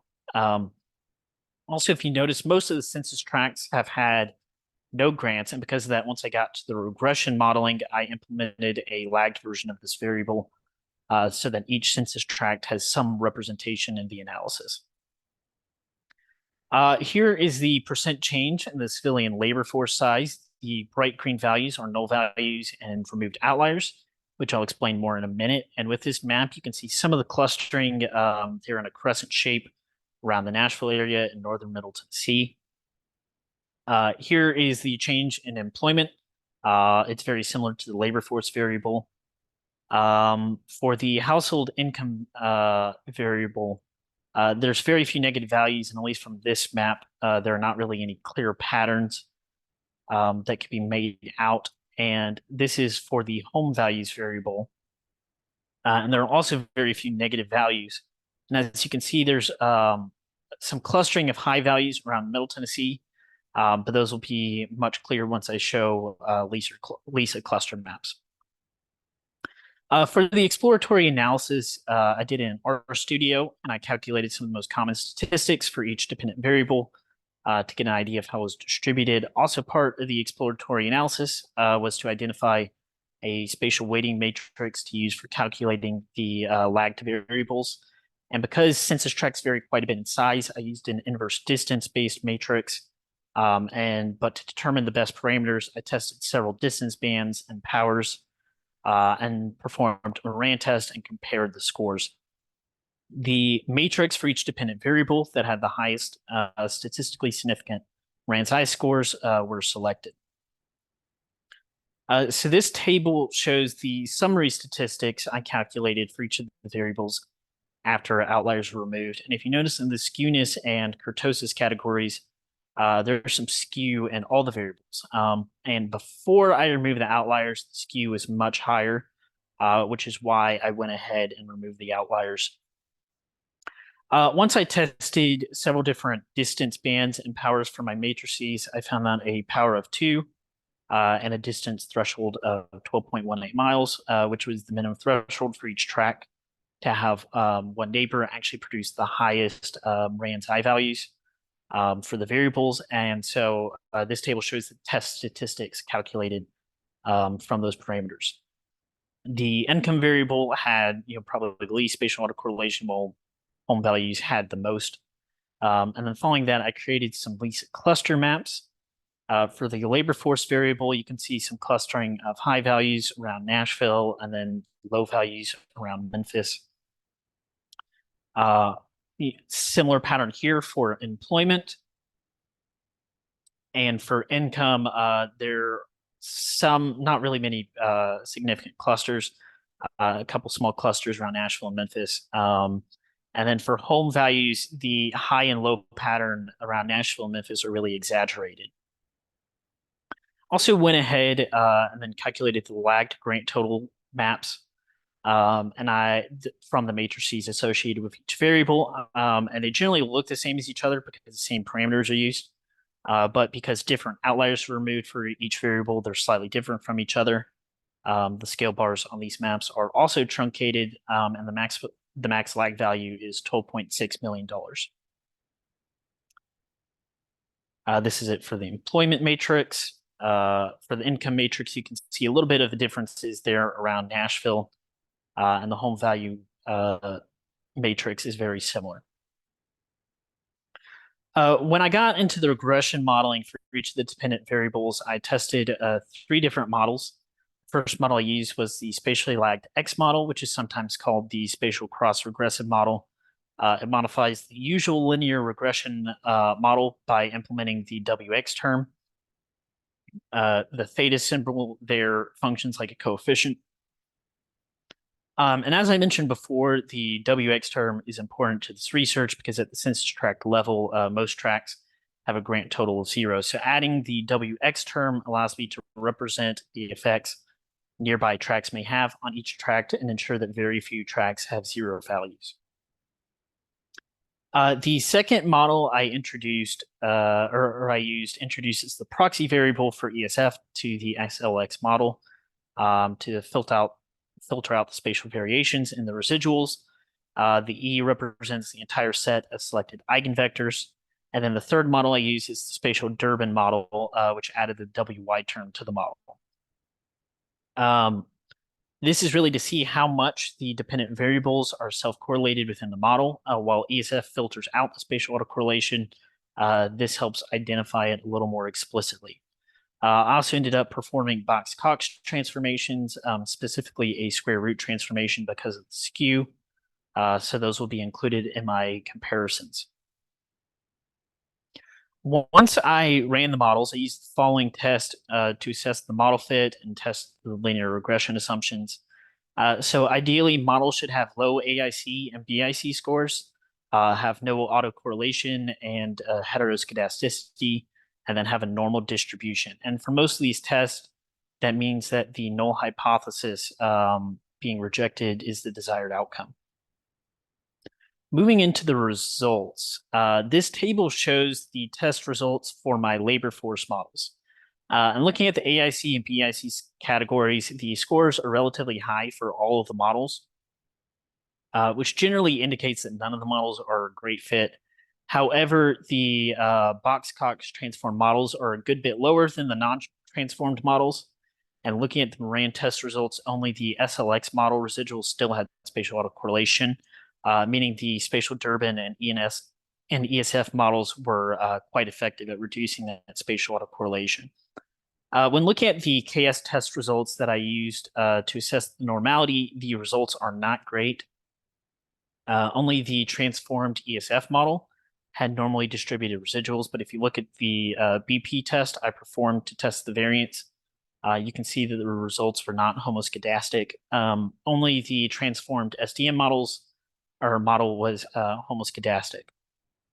But its residuals were also not quite normally distributed.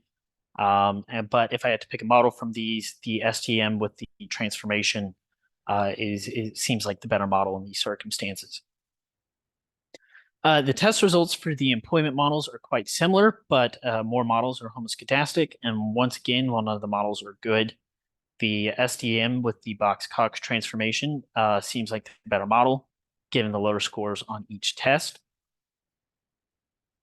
The income models were a bit different from the first two variables. None of the models passed the normality test, but both Box-Cox models passed the BP test. The AIC and PIC scores are also higher for income than for the first two variables. The home value models are also quite different. They had higher AIC and PIC scores, and also none of the models had normal residuals and weren't even close, which is a bit of a problem. So this table shows the coefficients from the Box-Cox transformed SDM models within each variable. The coefficients provide some idea about the relationship, even if it's not a one-to-one interpretation because of the transformations.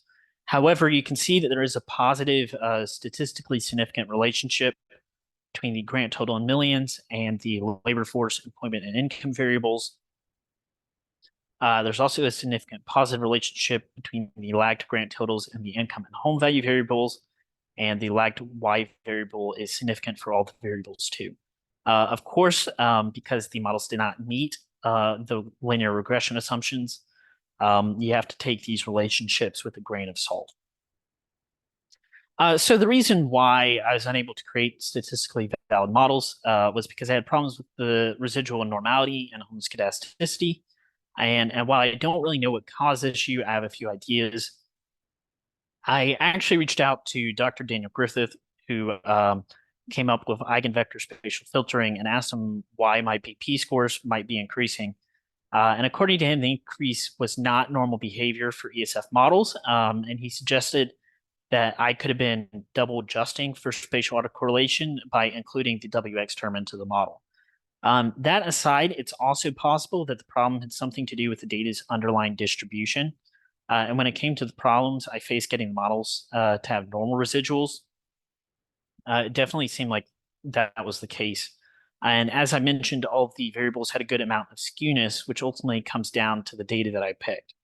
If I pick different years, aside from 2011 and 2022, or measure change year over year, the distribution could have been different, but that's hard to know without actually doing it. Another major consideration was the geographic scale. Because of the modifiable aerial unit problem, the data's distribution would have been vastly different had I done analysis at the county level. But more importantly, most counties received grants during the study period. So the WX term would not have been inherently necessary. So I could have started out with a standard OLS model and then added spatial regression terms as needed. And then while a county level analysis wouldn't be quite as granular, because of what I've already mentioned, there's definitely a lot of value in it. As I wrap things up, I just want to first point out that despite some of the data problems I had, spatial Durbin models and eigenvector spatial filtering were both quite effective at reducing spatial autocorrelation, which is a testament to these models. But more importantly, because I was unable to produce valid models because of the issues with the data, the overarching question of how do economic development grants impact economic metrics like employment, income, or home values is still unanswered.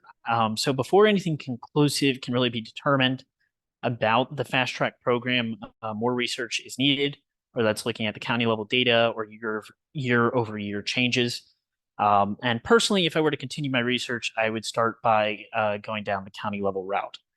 Well, anyway, thanks for listening. And if you have any questions, I would be glad to answer them.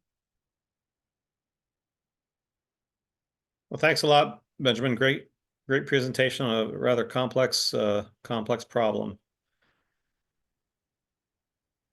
Thank you. Looks like we have two questions in the chat.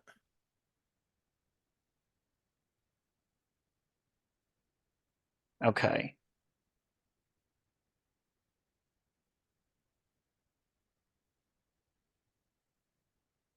Okay. By not knowing what the requirements of getting a grant, don't you think that these results would be affected by the sizes of corporations and industries? Would affect income, types of jobs, number of jobs? Do you think by segmenting the classes would get better results?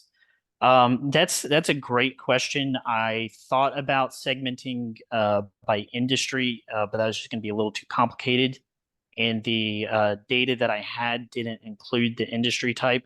So I would have to go in company by company and figure out the industry and add that to the data, and there were, so a couple thousand companies that I aggregated. And so I just didn't really have time to do that.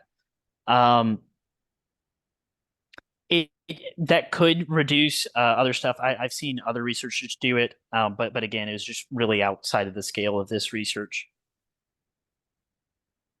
Did you consider dropping the tracks without grants, given a spillover effect would not be present for these tracks? I initially, when I was thinking about the project design, I thought about doing that, but then you wouldn't have, I guess, really the control effects of what would happen without it. And so I guess the spillover effect would be that there is no spillover effect from them. And so that would kind of be reflected in the lagged values for each track.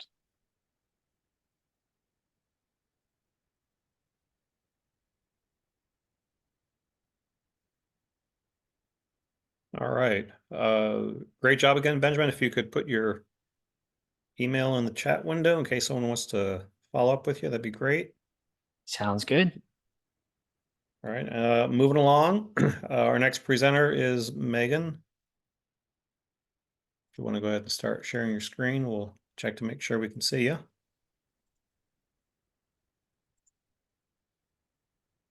Okay, give me 1 minute.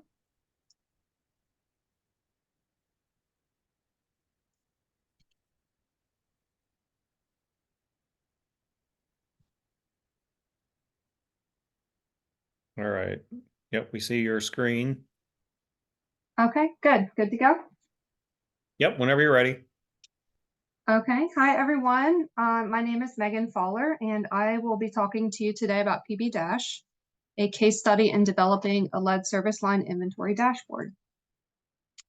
I'm a wastewater superintendent for a small town on the Eastern Shore of Maryland, and I've worked in the water and wastewater field for about 19 years now. My capstone project revolves around the lead and copper rule revision and designing a dashboard to assist public water systems with managing the replacement of lead service lines using my dashboard, PB-. A little review about lead. Lead is a neurotoxin. There's no safe amount of exposure to lead. According to the CDC, lead can enter the drinking water when corrosion causes wearing away of metal from lead pipes or plumbing fixtures. Lead in water can come from homes with lead service lines that connect the home to the main water line. Some drinking water fountains with lead-lined tanks may also have lead in the water. Children and pregnant women are most at risk to the negative effects of lead exposure, including damage to the brain and nervous system, slowed growth and development, learning and behavior problems, hearing and speech problems. While lead quickly enters the blood, exposure can be difficult to see. Once lead exposure stops, the amount of lead in the blood decreases only gradually. Some is released through the urine and sweat, while some is stored in the bones.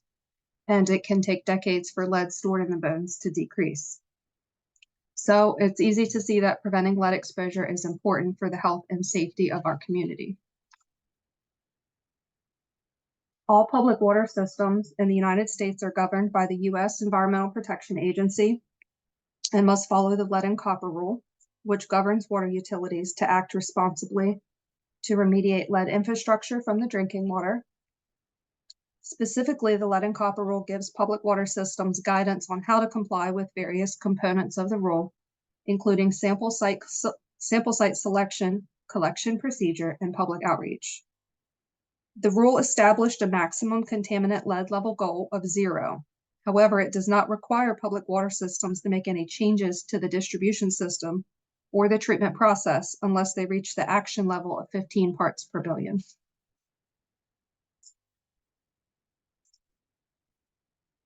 The latest revision of the lead and copper rule, released in 2021, is known as the Lead and Copper Rule Revision, and it encourages public water systems to take a more aggressive and proactive approach toward lead abatement. While future revisions to the Lead and Copper Rule Revision are anticipated, public water systems are doing their best to meet current guidance and to prepare for full compliance of the latest revision. It will require a high level of commitment from public water systems and require resources that some systems may not currently have available. This image shows an illustration of possible sources of lead within the water service line and plumbing fixtures within your home. There are several takeaways from the Lead and Copper Rule Revision, so I will summarize a few of them here. First, the Lead and Copper Rule Revision includes more robust sampling procedures, where sampling requirements depend on the material of the water service line. If a home does not have a lead service line, samples collected must include the first liter draw of water after sitting stagnant for a period of at least 6 hours. However, if they do have a lead service line, samples must be collected to include the first liter of water and the 5th liter of water after sitting stagnant overnight. It also follows the 90% threshold. If 10% of the samples collected have water concentrations that are greater than 10 parts per billion, then the system must perform additional actions, which might include monitoring, treatment, or public education. Second, this revision employs a find and fix approach, meaning that for any individual tap samples that are greater than the action level of 15 parts per billion, systems will be required to collect a second sample within 30 days, conduct water quality monitoring, and take corrective action.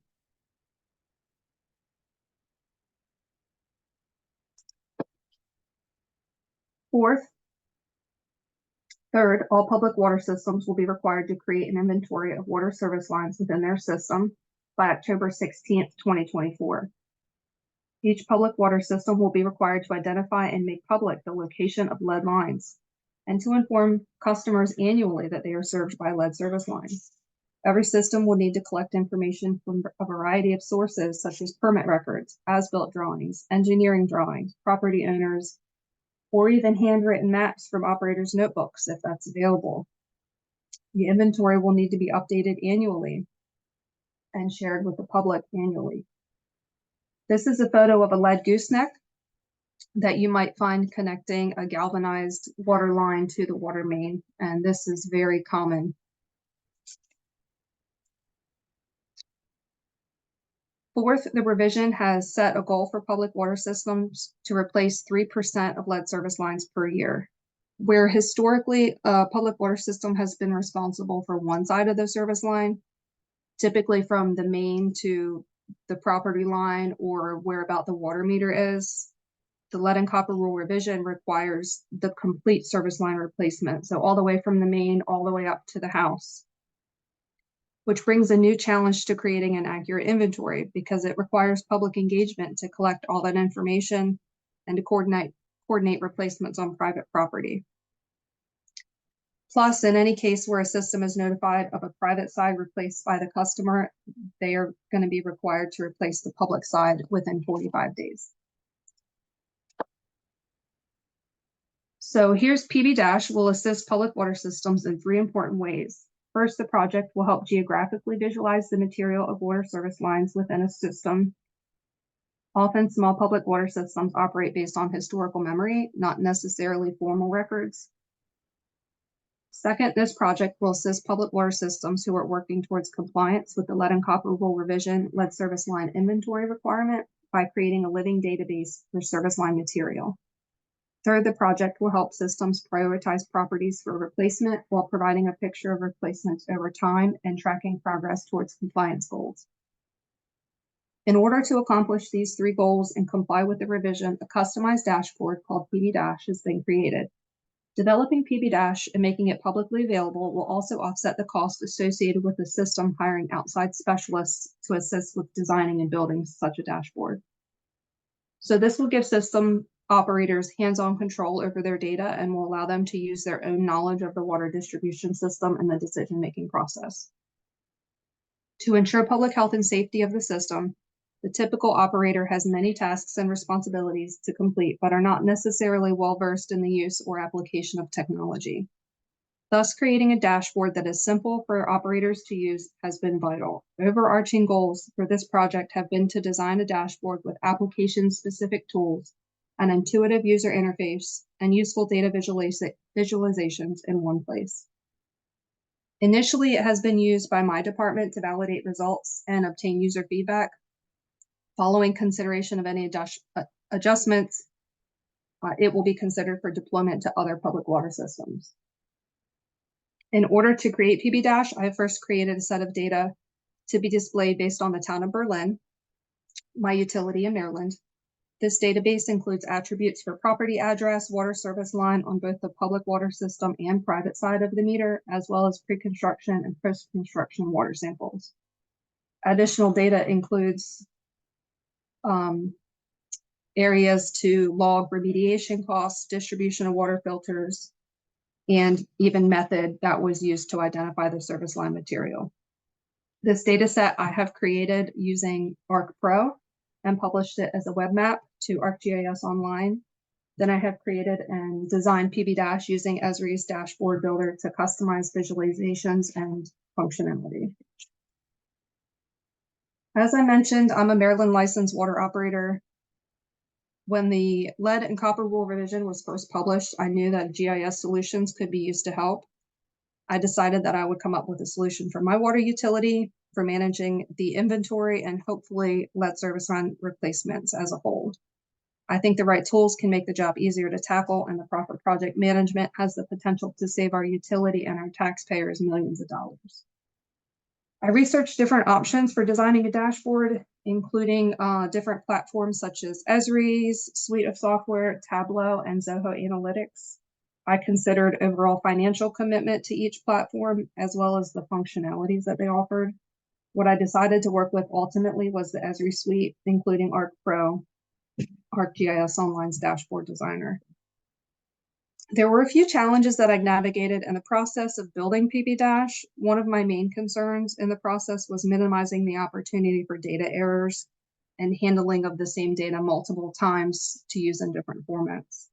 So Maryland Department of the Environment is the responsible agency that ensures compliance with the EPA mandate, and they are who we would report our results to. So MDE has published a spreadsheet with many, many columns of data that needs filled out.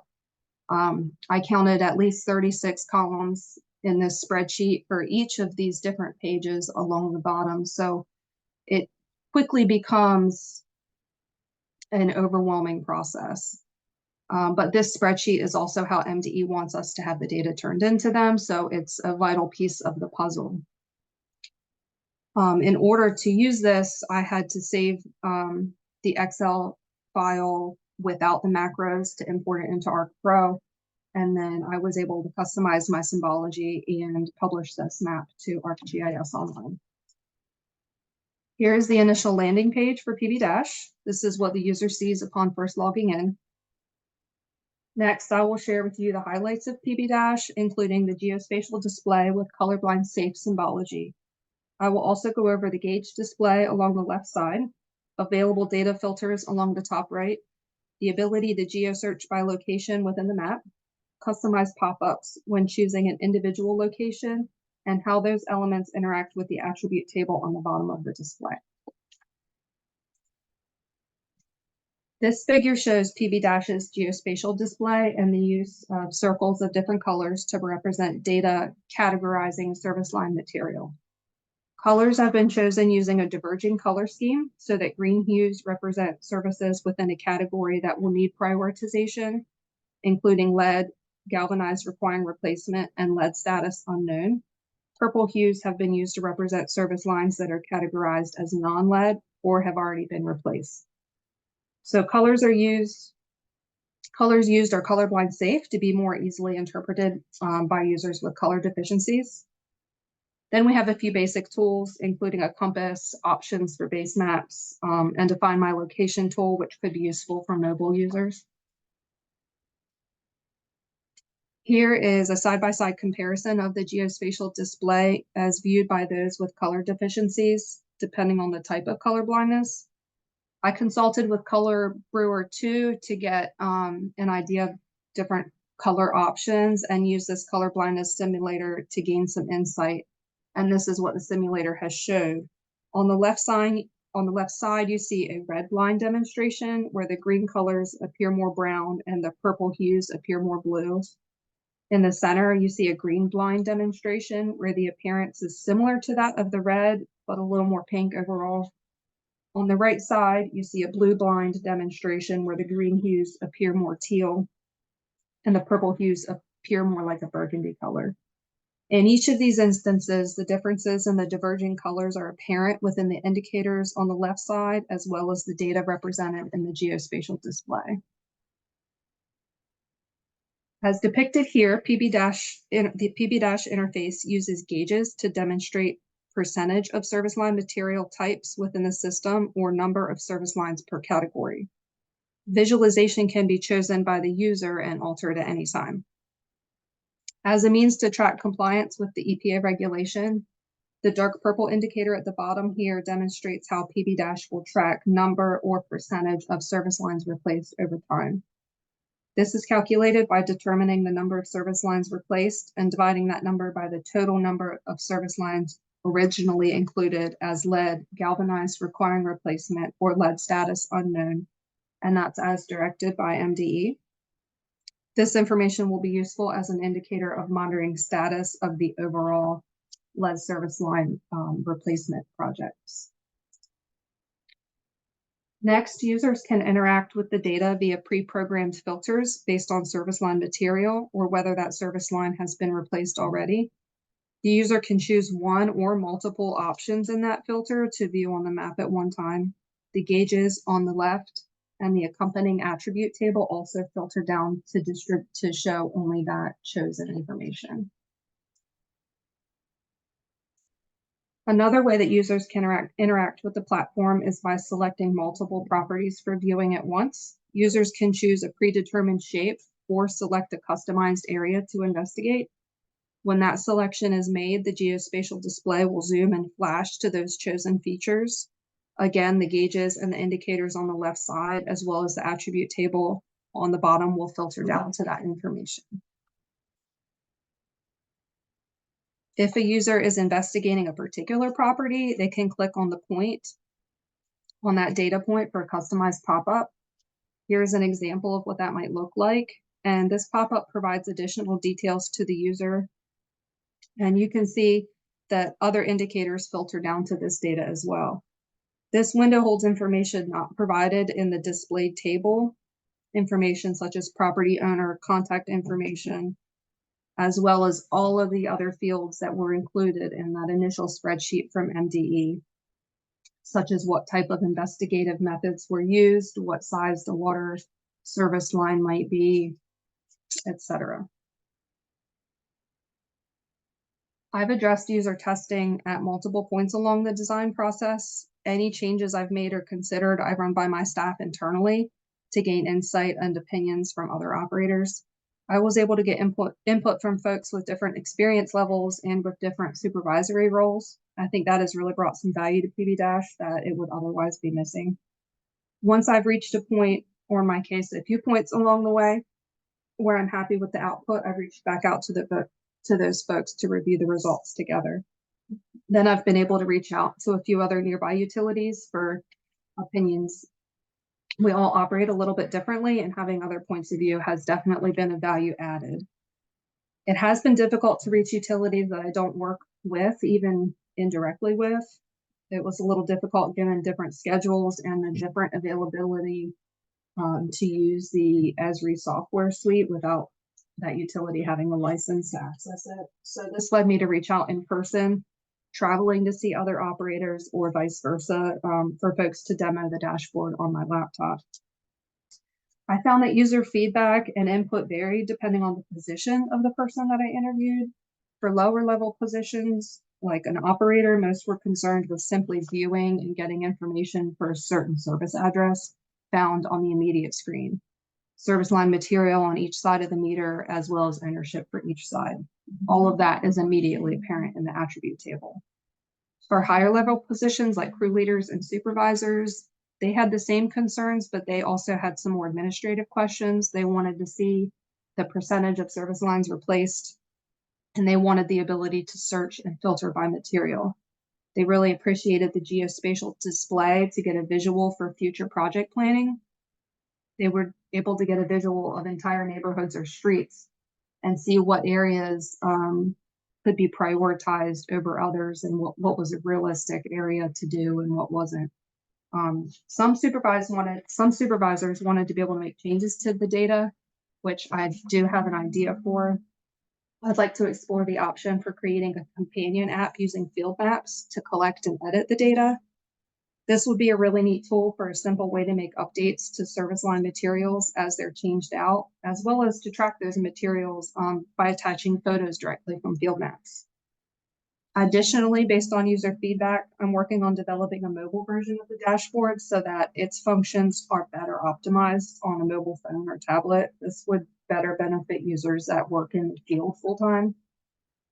I also plan to take PB- to the upcoming Rural Water Conference for water professionals in Maryland and sharing the dashboard while I'm there. I'm looking forward to getting some additional user feedback and the opportunity to reach some utilities that could potentially use PB- to help them meet the EPA guidelines for lead service line replacements. I would also like to consider developing a version of PB- for public interaction. So I would need to consider what information should be removed and what information should still be shared. For example, I would remove personal information like customer name, phone numbers, but I would keep basic information, just overall service line address, service line material, and things of that nature. But it would be a really simple way to share this information with the public and satisfy that EPA requirement while not spending a whole lot of other extra effort to design another platform or transfer that existing data into another format. Water utility managers are asked to make increasingly complex decisions about prioritizing financial, labor, and equipment resources to meet system performance and budget expectations. PB- will be a useful tool for public water systems to use in prioritizing funding and resources to remediate lead service lines from the water distribution system. PB- will allow system operators to have hands-on control of the replacements of lead service lines from start to finish, allowing them to update data as they go, while creating a comprehensive inventory of water service lines within their utility.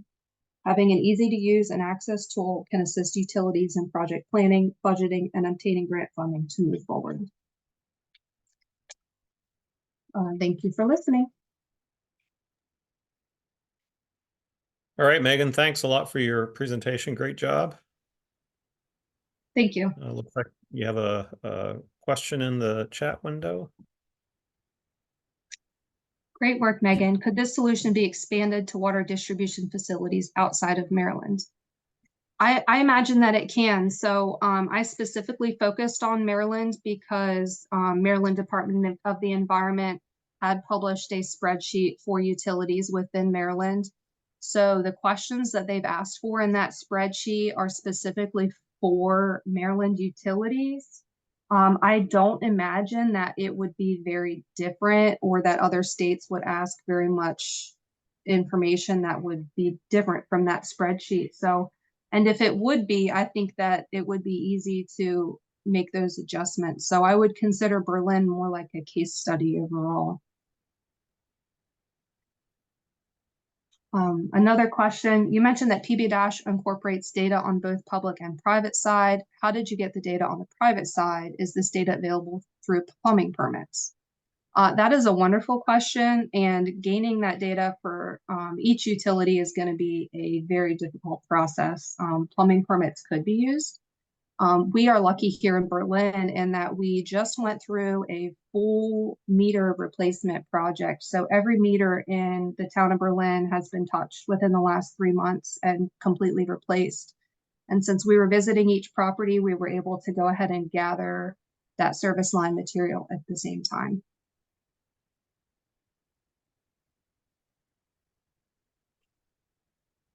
All right. Great job. If you could put your email in the chat window in case someone wants a follow-up question, that'd be great. Sure. All right. Our last presenter Artur, if you're still around, start sharing your screen. Make sure we can get your presentation loaded and we can hear you. How's that? Yes. Looks good on our end. We can hear you. So whenever you're ready, please go ahead. Yeah, good afternoon. Thanks for staying for my presentation. My name is Arturo Moreno. I am a Master's of Professional Studies candidate in the Geodesign program here at Penn State. And today I'm going to be presenting my capstone proposal, Tren Maya Geodesign Framework Analysis.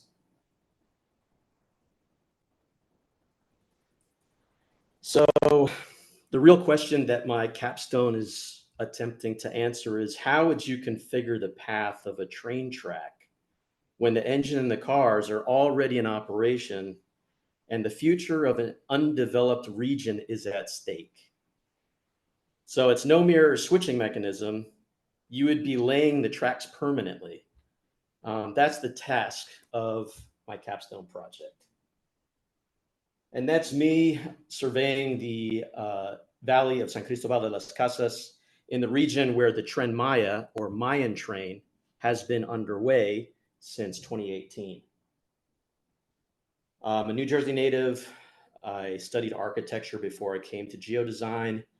I started my career in urban studies and urban planning, and I've done some nonprofit work in this part of Mexico related to geoliteracy called GeoChiapas. I've become a fan of Mayan culture, and so when the cycle for capstone came around, I couldn't help but revisit the region.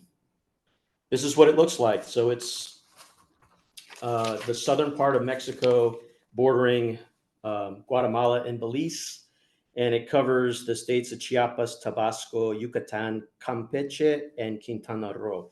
It's hot, it's tropical, it's undeveloped, and it's mostly unexplored via conventional surveying methods. Certainly an exciting place to propose a grand mega project with a lot of controversy around it.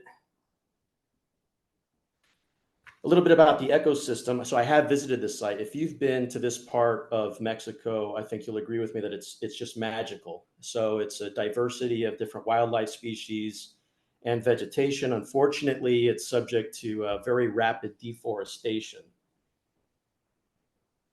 And the topography is relatively flat. So it's all based on mostly a karst layer of limestone, very brittle, extensive cave network, high water table. And one looks at these beautiful formations and asks themselves, can a 21st century infrastructure project be built on top of this as a foundation? Additionally, the Yucatan Peninsula, which I showed in that Google Earth image, is a site of extraordinary archaeological heritage and cultural heritage. This is the settlement of Chichen Itza in Yucatan. When European explorers first encountered it, it was already almost 100% vacant. So it's always had this air of mystery to it. And that perdures to this day.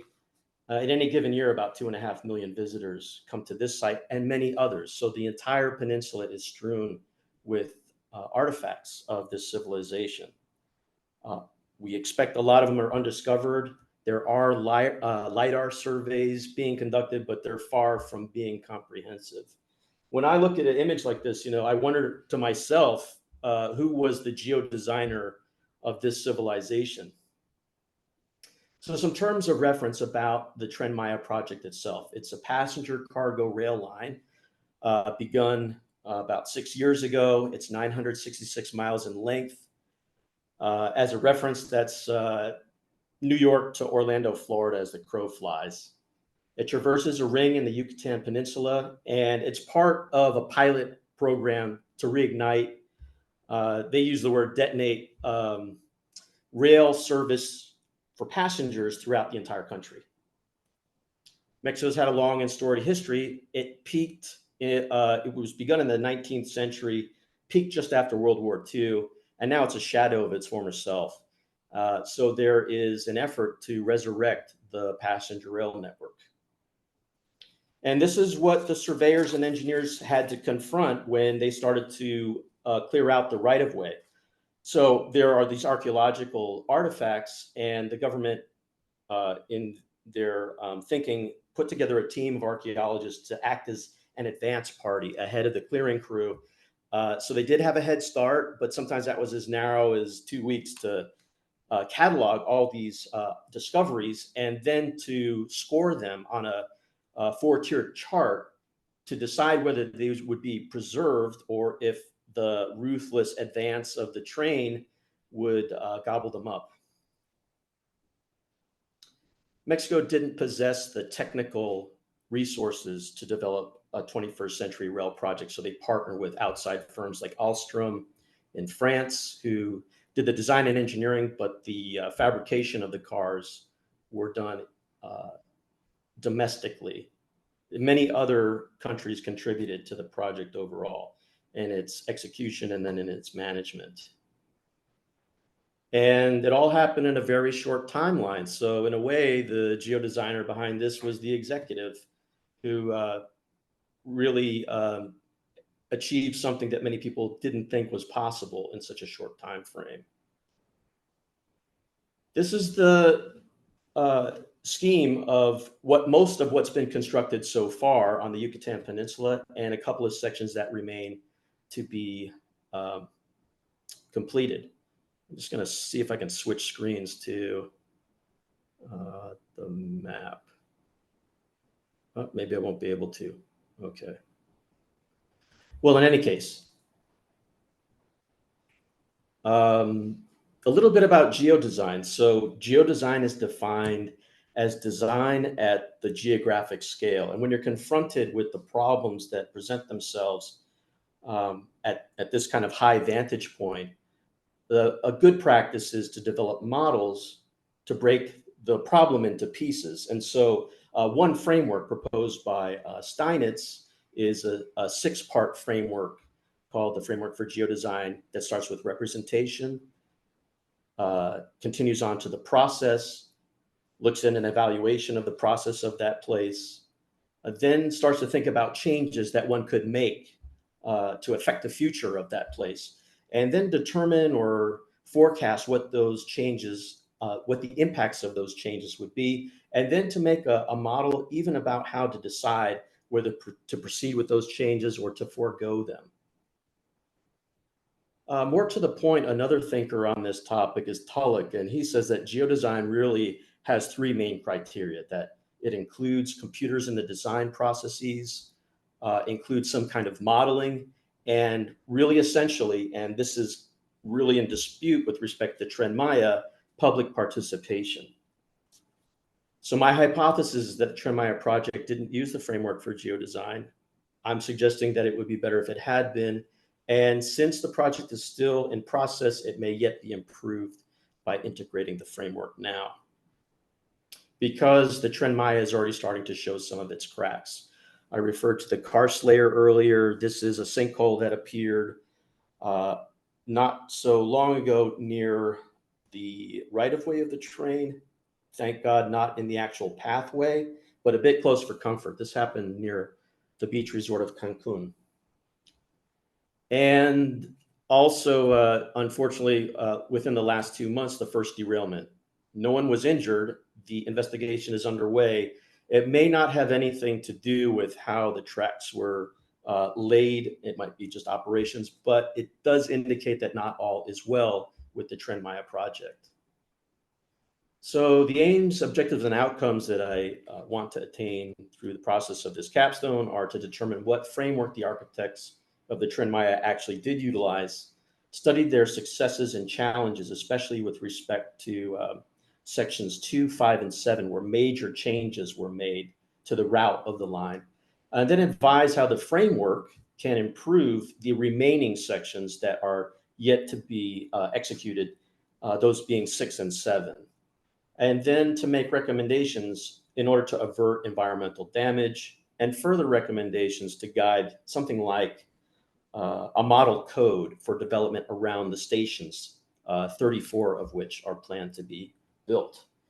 The final outcome is for the framework for geodesign to be kind of a guiding reference for the developers for future passenger rail development post-Tren Maya. My research methodology is to use the descriptive case study method to analyze the morphology of how the Tren Maya has been built so far and why changes were made based upon what pressures.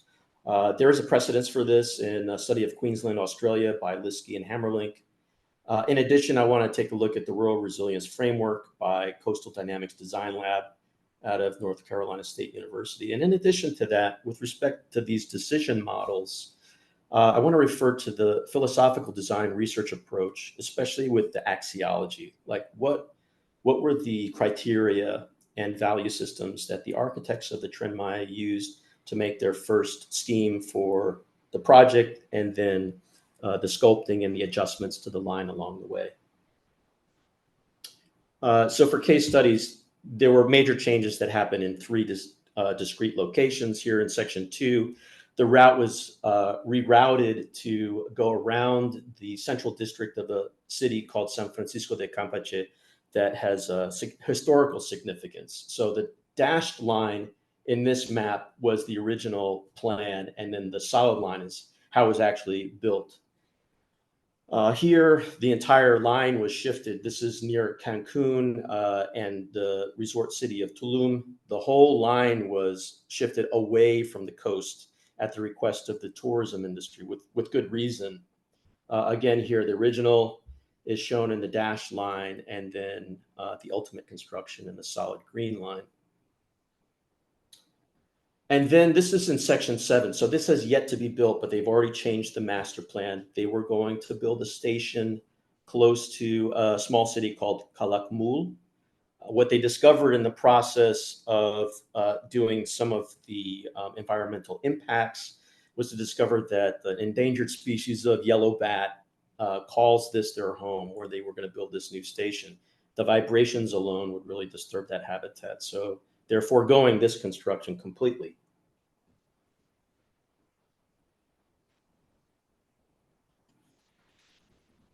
The resources required and some of the contingencies that I predict. So I think I'll need to have contacts with official sources at the Ministry of Tourism and the Secretary of Defense of Mexico. I have to look at legal injunction briefs. There were many, many court cases that affected how those sections, the 3 that I showed and others, changed the shape of the Tren Maya. Look at official engineering, survey, and technical documents. Of course, refer to imagery. Landsat satellite data has been of use. I haven't looked into sources for LiDAR data, but I will turn over that stone at the appropriate time. And then, of course, various software, not only to do the analysis, but also to conduct maybe mock geodesign workshops.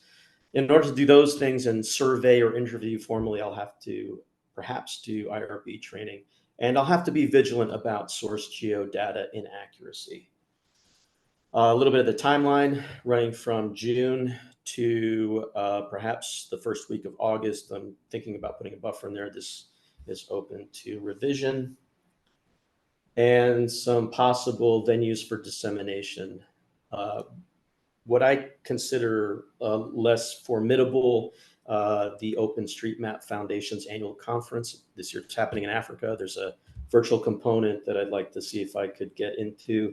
Barring that, Open Source Geospatial's annual conference is happening in Brazil. I think that's a little bit closer to the context, or publication in a journal locally. So this would be Este País, published out of Mexico City. So I am interested in this Tren Maya, but also, what does it mean to be a geodesigner? A geodesigner in antiquity, a geodesigner doing a major mega project in North America, and myself, seeking ways to serve and to solve problems in Mexico and elsewhere.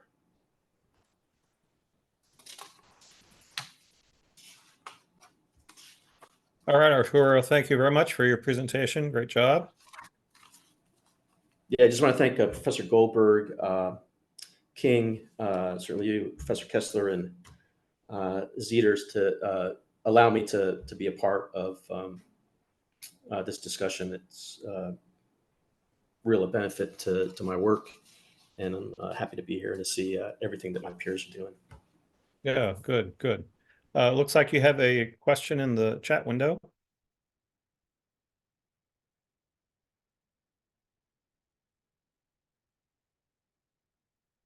You've muted yourself. Reflex. There you go. Tulum had a major city sewage issue. We stayed in an Airbnb and discovered there was no public sewage. It was pumped directly into groundwater. Adding more people and more sewage will further pollute that fragile ecosystem and connect underground water. Great project. Yeah, so there's the challenges are multiple, and I think the impetus to do this grand scale project was mostly economic, frankly. And I think that is unfortunate because people who treasure this place coming from around the world value it for multiple facets, the natural landscape, the history, et cetera, et cetera. Will they look into infrastructure along the train routes? I am not aware of what their master plan is in terms of further development. There's a couple of issues, certainly capacity, like water is a big problem throughout the whole country. So they haven't been able to solve it in centuries in the capital. I expect that they'll be confronting crises with respect to this part of the country in the future as well. This goes along the lines of, one of the aims of the project is to even give a cursory set of recommendations for a model code, because you could expect that there'll be a lot of focus of development around the stations. There have Plan 34. There may be more. So yeah, that's certainly a kind of trajectory that I want to have this document in whatever form that it takes. Give anyone making choices about the future of Yucatan. I don't want to cut too much of the time, see if I can make it before the deadline here. Oh, it's too late. Anyway, great job, Arturo. This is a very interesting project, but it also seems big. Given the time constraints, is there any way to refine the scope of your study? Would it make sense to focus on one particular area of this region and do a pilot study?